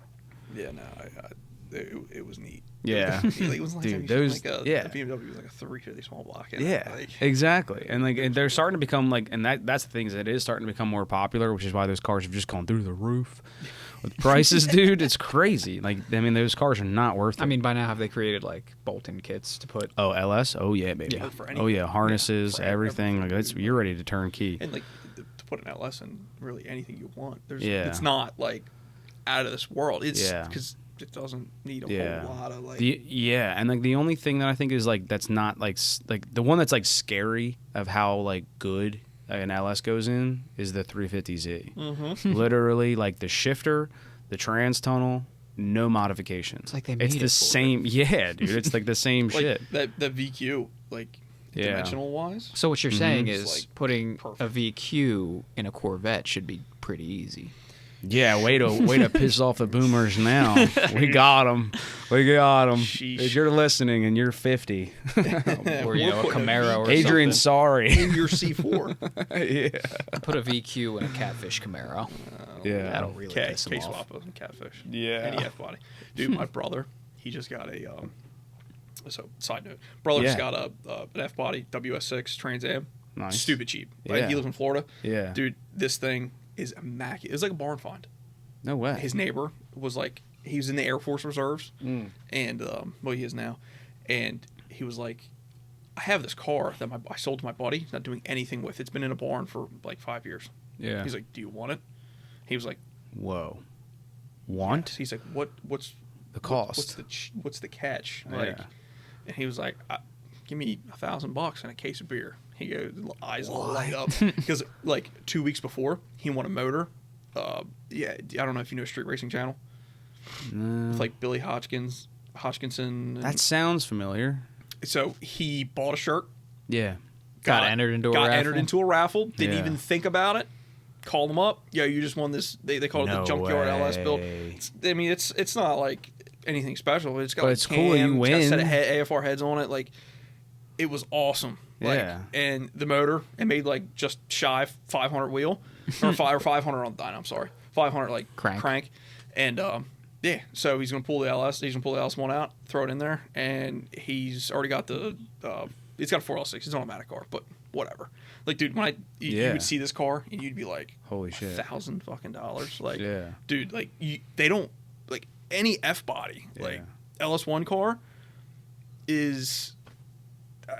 7, 8 to 10 grand easy in good okay condition. Dude, this thing doesn't have a cracked dash. Doesn't have no way. Dude, the seats are immaculate. What? It's been a Florida car its whole life. Yeah, and obviously has no rust. Right. It has no paint fade, which is like that's insane. Yeah, what's going on here? Like, did somebody just like total this car and just like do something to it? Like, dude, just been in a garage, dude. No way. And had like a little lifter tick. Yeah, and that's why the guy parked it. Yeah, and like he sold it to his buddy. LS1 lifter problems. We didn't just talk about that on the last podcast, did we? Yeah. So that was like that's sick, man. I had a little dude. I love hearing deals about that. Could be piston slap. I haven't heard. I haven't heard it or anything. It doesn't matter. He's got an engine. Right. That's what I said. I'm like, dude, like. The stars fucking aligned for him. That's what I said. I was like, dude, you fell into this. Like, people don't do that. And he's just like grinning ear to So do F-bodies drift? Yeah. Fuck yeah. Fuck yeah, dude. I don't know if they have the support quite like the Mustangs do right now, but just mainly because people aren't really drifting them because like we were just talking about, they're expensive. You know? I mean, so like if you're into a wall, it's and they're not it's like the S550s, like they're not. And they are heavy. They're heavy too, which is like harder to control. But so are the Mustangs, which is why like the rip it all out, everything like down to the head unit. Like, I would probably wait for like any of the HVAC. I would be I'd be happy to have AC, dude. AC, dude. I want AC. I want the windows to roll up. I'm almost 30 here, so like, dude, yeah. AC is fucking you gotta killer. leave the radio in so you can play Careless Whisper and sing along while you're sliding along. I mean, I would just grab my turtle box and strap it. Strap it. That's way lighter than like all the speakers in the system. JBL Flip. JBL Flip, baby. Awesome. We like the flips. Flips are sick. Yeah, mine. The battery's shot on it, but hey, you plug it into power, it still works. Yeah. So long as I have a cigarette outlet. Yeah. So I was thinking about getting definitely like an E36. Like if I were to get back into it, like do it. Actually, I like the idea of like a 4-wheel. Well, if you do, hit up your boy. I got some parts. If I haven't already bought one, hit me up if you do. I just feel like the platform. They're good. It's got great power. It's great power to weight, and just the way they're set up. Yeah. See, I wish I had like crazy money because me too. You get into it all. I'd get into it all, but I'd get into it with like the most inappropriate vehicle possible. You know, like a '72 Eldorado or something, just stupid. Yeah.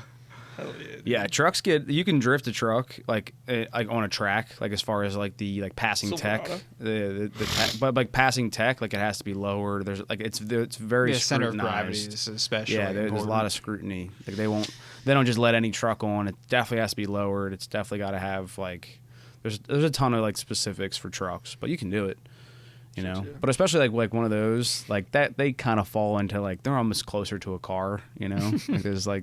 You're like a ranchero or something, you know, like that would be sick. Could you imagine sliding a ranchero? Like, what the fuck is going on Let's here? go. See, that's why I'd love to get something like that for drifting. Just because. Did you see Ryan Turk's truck that they were drifting? The Datsun. Yes. It's like a full size truck. He was drifting in Drift Appalachia. I haven't seen the video, but I think I've seen Ryan the truck. Turk. I never remember how to spell his last name. Teurek? No, maybe there's. I think. extra U in there. Yeah, right there. There it is. And then the truck. Oh, the truck was down there. Yeah. Thing's fucking sick. Should do Drift Appalachia. Oh, this thing! I have seen honestly, this. Actually, it might as well be set up like a car. Yeah, like, But that's a full size truck right there that they have just made into like a drift machine. Oh, that's Drift Appalachia right there. How about a Subaru Baja? Yeah, I hate those. I know. That's why you would fucking get one to destroy it. Yeah, those are like the bane. They irk like me. Lesbian or yeah. Nobody else buys them. Yeah. That is kind of true. That is something that you could just pull the front axles out. Yeah, that's what I'm saying. Cap them. Yeah. Put like an actual STI engine in it. Well, they've got that center differential, so I guess you have to weld that. Yeah, it's sure. Fine. That's whatever. I mean, whatever just gets it everything to lock up. Yeah, I mean, but you can make drive shafts, right? Is that what you're talking about? Well, they have a center differential because they're all-wheel drive. Yeah. But yeah, you can weld it. They don't have a transfer case. We were talking about Eagle Talons and stuff, and like shout out to my old friend Dave back at the old shop he used to work at. He was a big like DSM guy, TSI Talons. Yeah, TSI Talons. Yeah.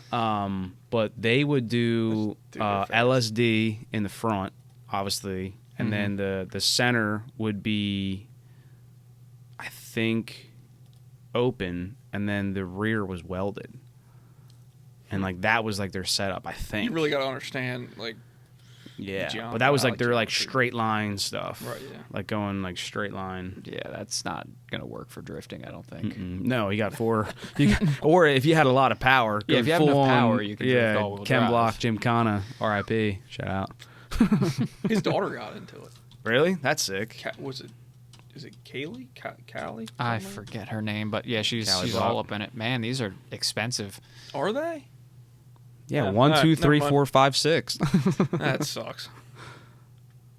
They're fucking hideous, though, man. I don't know, 4,800. 4,500, all right. We're in. Yellow, beautiful yellow. You're going to have to... and this is a manual. Beautiful yellow. And it's a 5-speed. Look at that. Dude. There you go. You found your car. You know what this kind of reminds me of, though? Is like, what's the Holdens, often like in Australia? The Maloo. Yeah. The dude. Maloo, yeah. Yeah, and they have like the Barra, the straight six. You got the Ford Falcon. They're fucking dude, sick, those things are like they're the Australian American 2JZ, dude. Those are so sick. I have one of those. Put one of those in this whole drivetrain. You won't. G35 trans. Let's go. Do a CD. Come on, dude. CD09, slap it together. I might have a cart full of parts. I don't know. I might have thought about. No, I'm just kidding. I haven't gone this hard. I stopped at the Mustang. I don't know, man. And it has room for the dogs. Dude, you kind of got me on that part. Never know. Could be sick. Take that motherfucker wheeling. Just cut right here and then move this forward, make it a single cab, long bed, Baja. All right, so if you've made it this far in the podcast, go and you don't already know what a Subaru Baja is. I mean, you can't just Google put a picture up. No, I stopped doing that. I'm done doing that much editing. Sorry, folks. When this thing starts paying, we'll start doing more editing. My bad. Look up a picture. Let us know in the comments. If you made it this far and you care to comment, let us know if that should be the drift car. Hairdresser. Lesbian. Yeah. Drift car. I'll wear a wig. If they vote for it, I'll wear a wig. I'll wig it up. We talked about doing that for the podcast, like me wearing a wig, like a different wig every single podcast. You should do like the Joe Dirt, like straight fucking stick with the mullet, dude. Just fucking party in the front or party in the back, fucking business in the front. Hell yeah. Actually, I'm just curious. What's the cheapest generation of like Camaro right now? Since we're talking about probably mullets. a third gen. Really? Yes. 8,500. Ooh, $6,000. $6,000. We could slide 13, that. Yeah. Third gens are 2,500. That's probably V6 automatic. Convertible. That's even worse. That's like the least desirable Camaro ever. Yep, automatic V6. Ever. Convertible. Growing a vagina just thinking about it. That's fucking sick.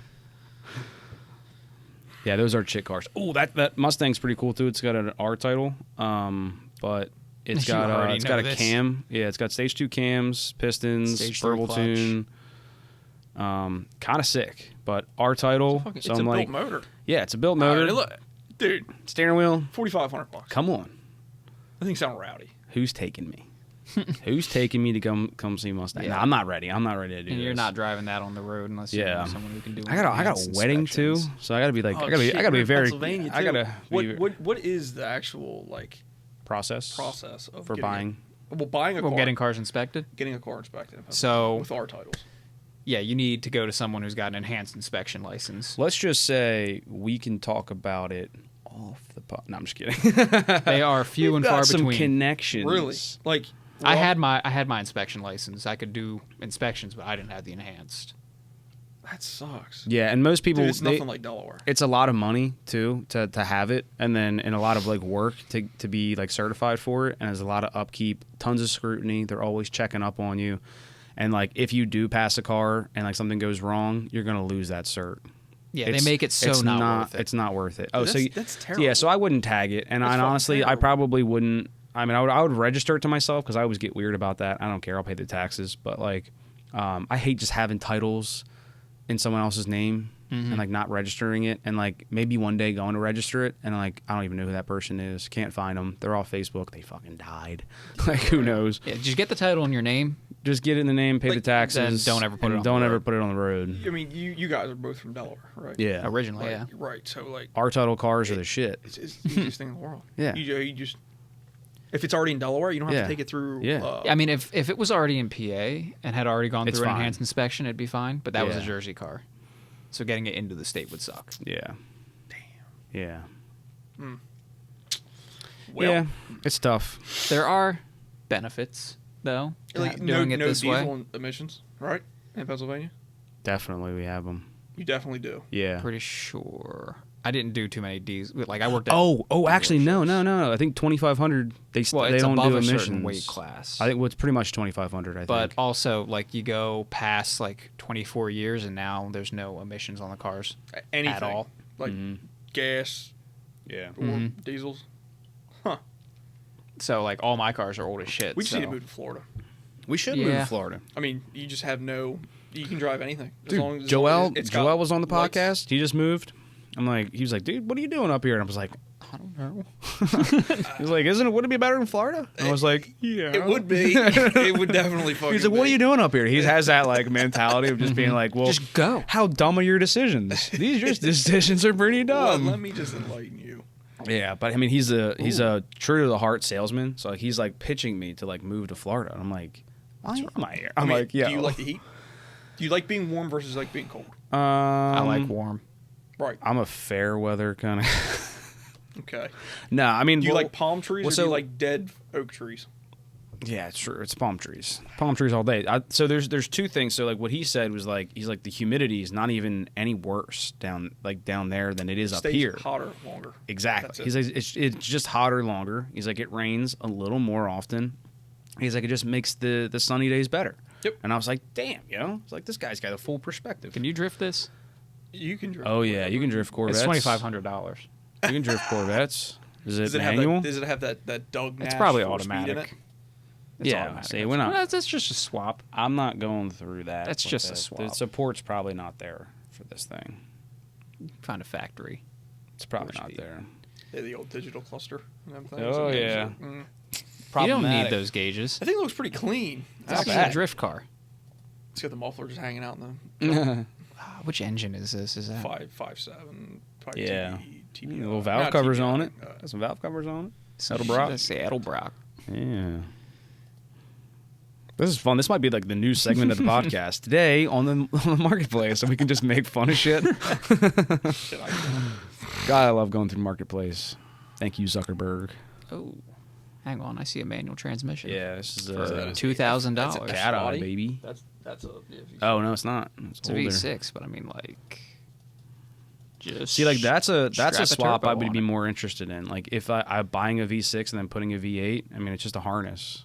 Maybe not even for some stuff. Sometimes it's just like adjusting the harness. Oh, the engine's already out of it. Oh, look at that! Half of my work's done. Done, dude. $2,000. They probably had the same idea. Oh yeah, there's another thing I was going to ask you, Alex. There's I thought I saw on your Instagram. Do you have there was something else on your Instagram other than Wilson's Automotive, like a towing? Yeah, I mean that's why. That's what you were saying. Yeah, so you do like a sell is like a service. Yes, it's usually like it's not really hard because like you get into like the logistical like insurance side of it. Gets really fucking expensive. So it's kind of like an umbrella to the automotive, but it's think of it like that. Yeah. It's so the insurance comes from what you're towing. Right. But what I will do, like and this is not really anything to do with automotive or anything, but like I like moved my brother and shit like that. Right. Like strap a pod on the back of the truck and like whatever makes the money. Yeah. But like I've used that thing so many fucking times to not just tow customers' cars and shit, but that's awesome. Mm-hmm. Like whatever, like $150, like you do it 4 or 5 times a week or whatever. You know what I mean? Fuck, why not? Yeah. You know what I mean? Hell yeah. But a lot of it is based around like the automotive side, so towing trucks and shit like that. Buying and selling. Yes. Yeah. Buying scrap cars. Yeah. Like I can throw. Two and 8 depending on how I fucking, I would like to get a forklift. I mean, that would be awesome because like back when COVID hit, dude, I was buying and selling scrap cars like hotcakes. Damn. I made so much money buying scrap cars. Like when the market, you could get a car $400, and if you bought 3 of them a day, I mean, it was very easy because people didn't have any fucking money and they just wanted all the shit going. Yeah. Dude, you'd go there, you'd buy 3 cars for $900, and you were almost guaranteed to make, $700 off each car.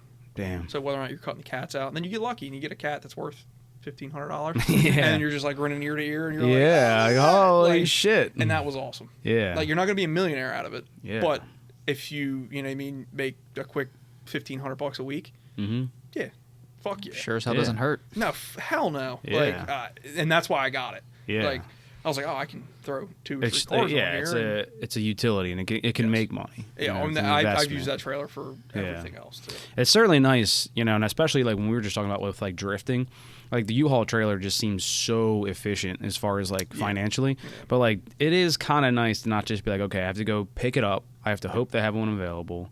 Hope it's not a piece of shit. Hope it's not like beat up. Yeah, you essentially pay for like.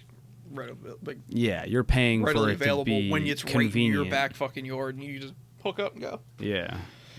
But the only downside to them are, like I said, insurance when you do it, and like getting it tagged and registered. It's not the cheapest thing in the world. Really? Like a year, it's like $500-600. Like and then if you want to tag it for 5 years, it's a couple grand. So, like, just for registration. Because, like, you have to think, GVW weight, all that shit, like, it comes into effect. Yeah. And then you want to make sure you're good. Like, if you shoot down the highway, go 95, and you get pulled over by DOT, and they're like, what are you doing? Yeah. Like, you don't have no letters on this, or you're hauling commerce and all that. Yeah. So, you really have to be careful on what you get yourself into. But not like in your situation, I mean, you're hauling with a Nissan Frontier and a car trailer. Yeah. I mean, they're not going to fuck with you. But yeah, when you start getting into like the bigger trailers, like, I mean, gooseneck, like you have. I mean, it's a from tip to tail, it's 42 feet long. Yeah, once the danger starts going up, that's the crazy. Scrutiny starts going up. Yes. And I don't know if you've ever called brake fade going down a fucking hill in West Virginia with a fucking a trailer and a truck on the back, and you're like, oh shit. I think this is it. Fucking gear the fuck down. Like, working the it can get sketchy. Yeah, like absolutely. You really gotta be careful. But I mean, it's been really well to me. Yeah, good. I made a shit ton of money with it. Yeah, I've been extremely fortunate. Good deal, dude. So, yeah, I like it. All right, there you go, Keith. I was gonna say, like having a rollback and doing that would be geared way more towards the automotive side. Oh yeah. Then you're talking 25. Yeah, and just like the speed of it. Yes. You know, like no hooking up trailers and just being able to like kind of hop in and go, all on and unloading too. Yeah, it's mainstream. Yeah, it's awesome. Yeah. Now, one day we'll get there. How many do you think that like don't have? Do you need a CDL? Because how many like are not going to have air brakes? What, for rollbacks? Yeah. So anything under 26,000, I mean, you can operate. Even if it has air brakes? I thought that was so like the rule. So usually anything under 26,000 doesn't have air brakes. Okay. You can get an air brake endorsement, like for motorhomes and RVs, and not use a CDL. Okay. But typically, no, they don't have air brakes. It's just all electric over hydraulic. Yeah. So interesting. Yeah, maybe I'll get a rollback. Dude, you wouldn't imagine how much, like, once you have it, you're like, oh, I can do this. I can just like a pickup truck, out dude. Back fucking yard with my fucking winch. Like, yeah. And that's imagine cool. It's just like the evolution of a pickup truck. Like the first time I got a pickup truck, I was like, yo, I'm never going to not have a pickup truck. Like I'm going to do everything in my power to keep a bed in my life, like forever, dude. Like it's the greatest thing. Yeah. And then like there's just evolutions. And like after you have a trailer would be nice. Yeah, then you get a trailer and then you go to the rollback, and I feel like after a rollback, like a dump truck? 18-wheeler? 18-wheeler? Story time. Yeah, good thing we're on a podcast right now. I bought a scrap dump truck. Dude, it's sick. That's literally my dream. Yo, shout out to John. I don't know if Newton listens, bro, but I've been trying to get him to buy a dump truck so bad. Sorry. So it was a single wheel International. It had a 305. It was a 305 V6, like gasser. Like, yeah, I mean, what? Dude. Oh yeah, dude. That's what I was looking at. Talking about? Fuck yeah, dude. I want one so bad. Dude, I mean, this thing was rough. Yeah, but like they're all bad. At least I got it to run. Yeah, and I didn't even try to from the 70s, 80s. Oh yeah, it was from the 70s. Yeah, dude. yeah, like, this thing, oh yeah, baby. So, like, I bought it for like $300. No way. With a title, I was like, there's no fucking way. Like, I'm gonna have to cut this thing the fuck up. Like, I was gonna April Fools. But no, like everything was there. Yeah. And I was like, there's no fucking shot. And this thing sat in the fucking woods in like forever. Yeah. Like 20 plus years. Yeah. And in the same note, I bought a fucking one of them big ass what the hell is it? It's think of like a camper, but it was like a bus. It was like an Econoline bus, but this thing was like a 30 passenger fucking bus, but whatever. Oh shit. So I bought the dump truck. I brought it back to my house, and I had so many fucking ideas. I was like, yo, dude, I'm going to bob this thing. I'm going to slam it. I'm going to put a 12-valve in it.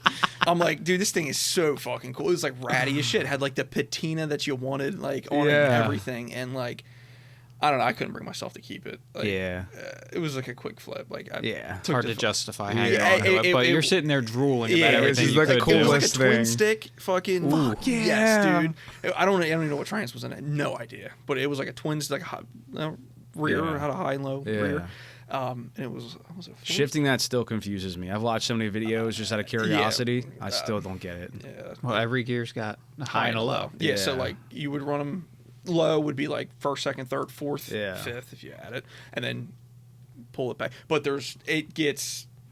Well, then there's three sticks. Then you get but then three even sticks, with the two though. But that's splitting. So then you split the gear. Yeah. So you have split first, or so you have first gear. Yeah. You have high and low, and then you can split it. Does that make sense? Yeah. Because there's an auxiliary transmission. That's where it kind of comes into. Yeah. I'm not really like. I've also seen.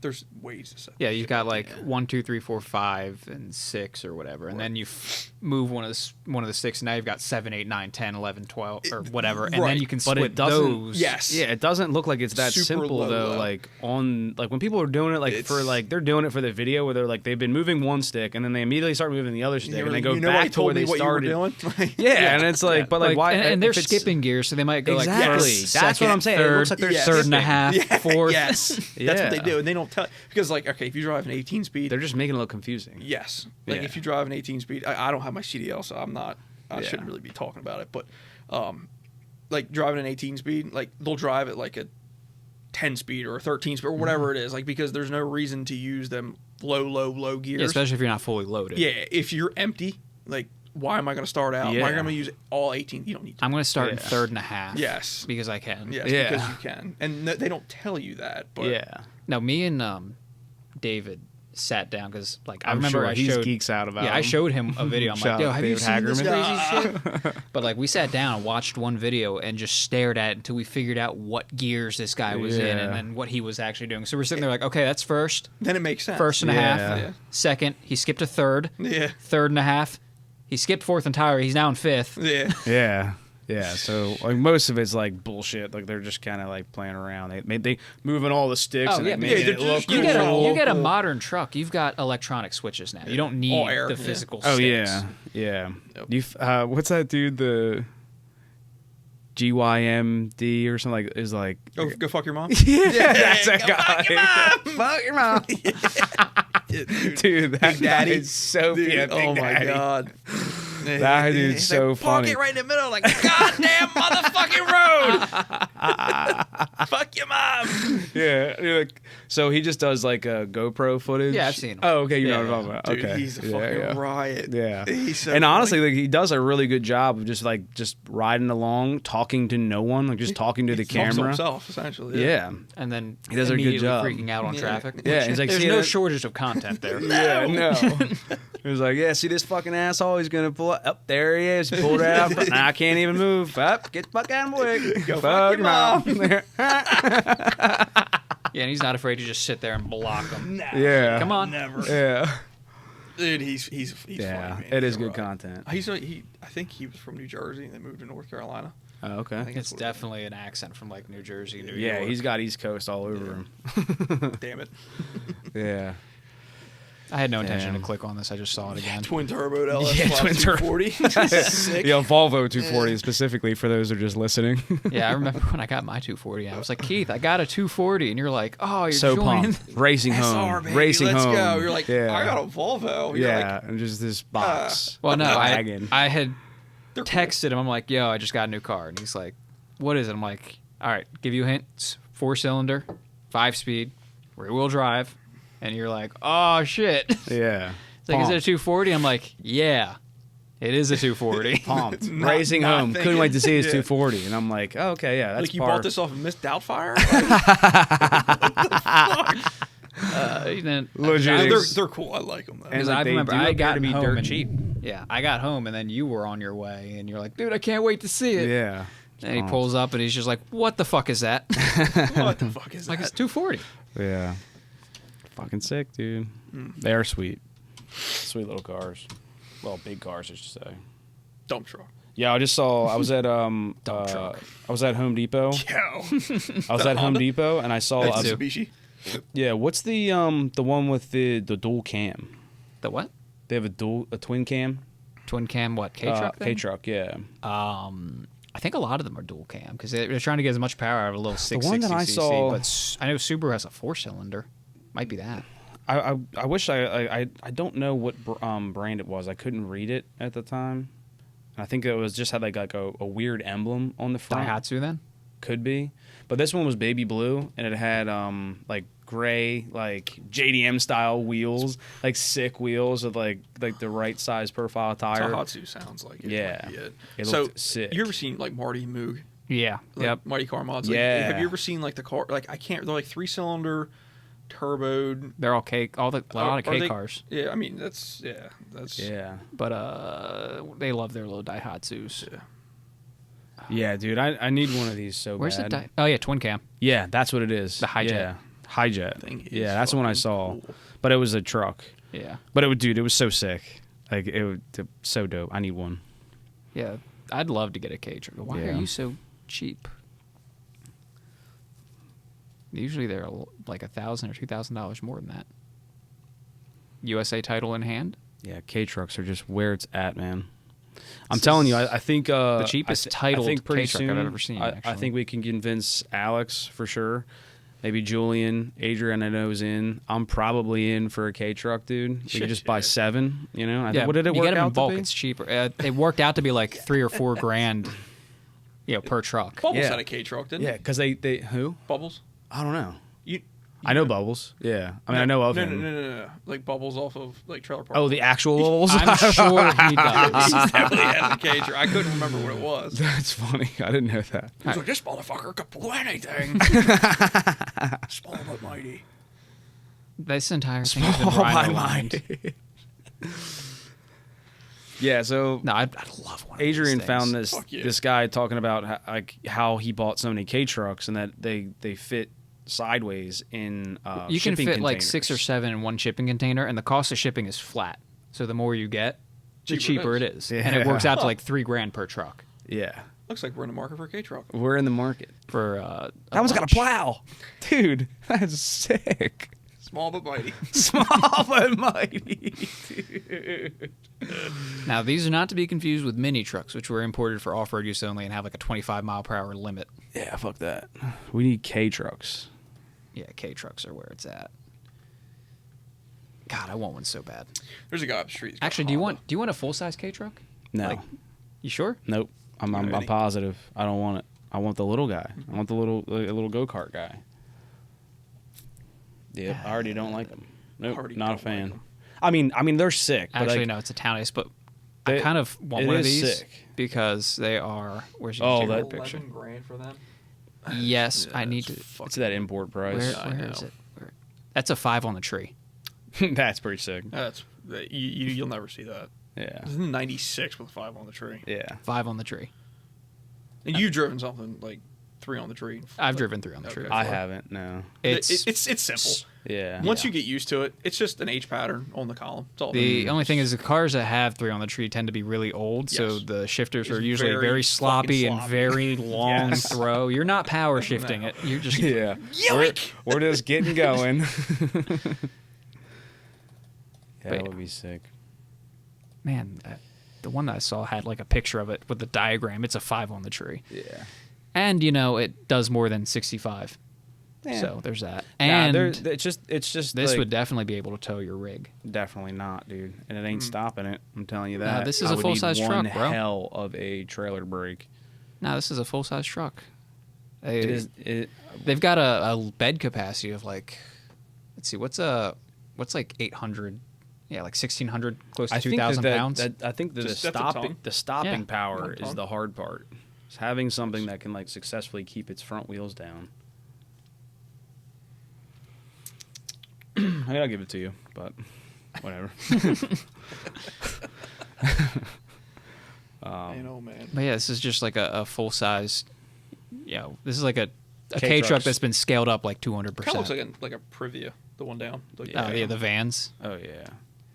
But yeah, I still think the fact that K trucks are so tiny. Yeah, no, I absolutely need a K truck in my life, and they're a lot more affordable than these. Yeah, more expensive. That's like 10, 11 grand. Yeah. Although high aces, I'm kind of about these. I love these things. Dude, he's got like the Stance Boy wheels on it and everything. Yeah. Golly. Well, I saw a bunch of them when I was in the Philippines. Yeah. The newer ones, even newer than this, and I was like, why do I like that? Well, before we get too lost on Facebook Marketplace, man, this has been sick, Alex. It's been fun hanging with you. It's been a long time since I got to hang out with you, and like I said at the beginning of this, is like this is the kind of the best part of the podcast. This is like, I mean, obviously I know that I could hit you up and we could just hang out, but like this is just like a reason to like come and just talk. We're all adults here. We know how hard it is to try to it's do anything. It's like the driving reason to like just get me out of my shell and get people to hang out with. And I appreciate you inviting me on, dude. Yeah, man. It's been an absolute pleasure. It's been nice to have someone else to try to make him make terrible decisions. Yeah, make me cool again. Make you Yeah. No, it's been fun, man. It's been awesome. Sweet. Life just gets in the way. That's the shitty part. Yeah. That's what they forget to tell you about growing up. Yeah. Sweet. Ladies and gentlemen, Alex Wilson.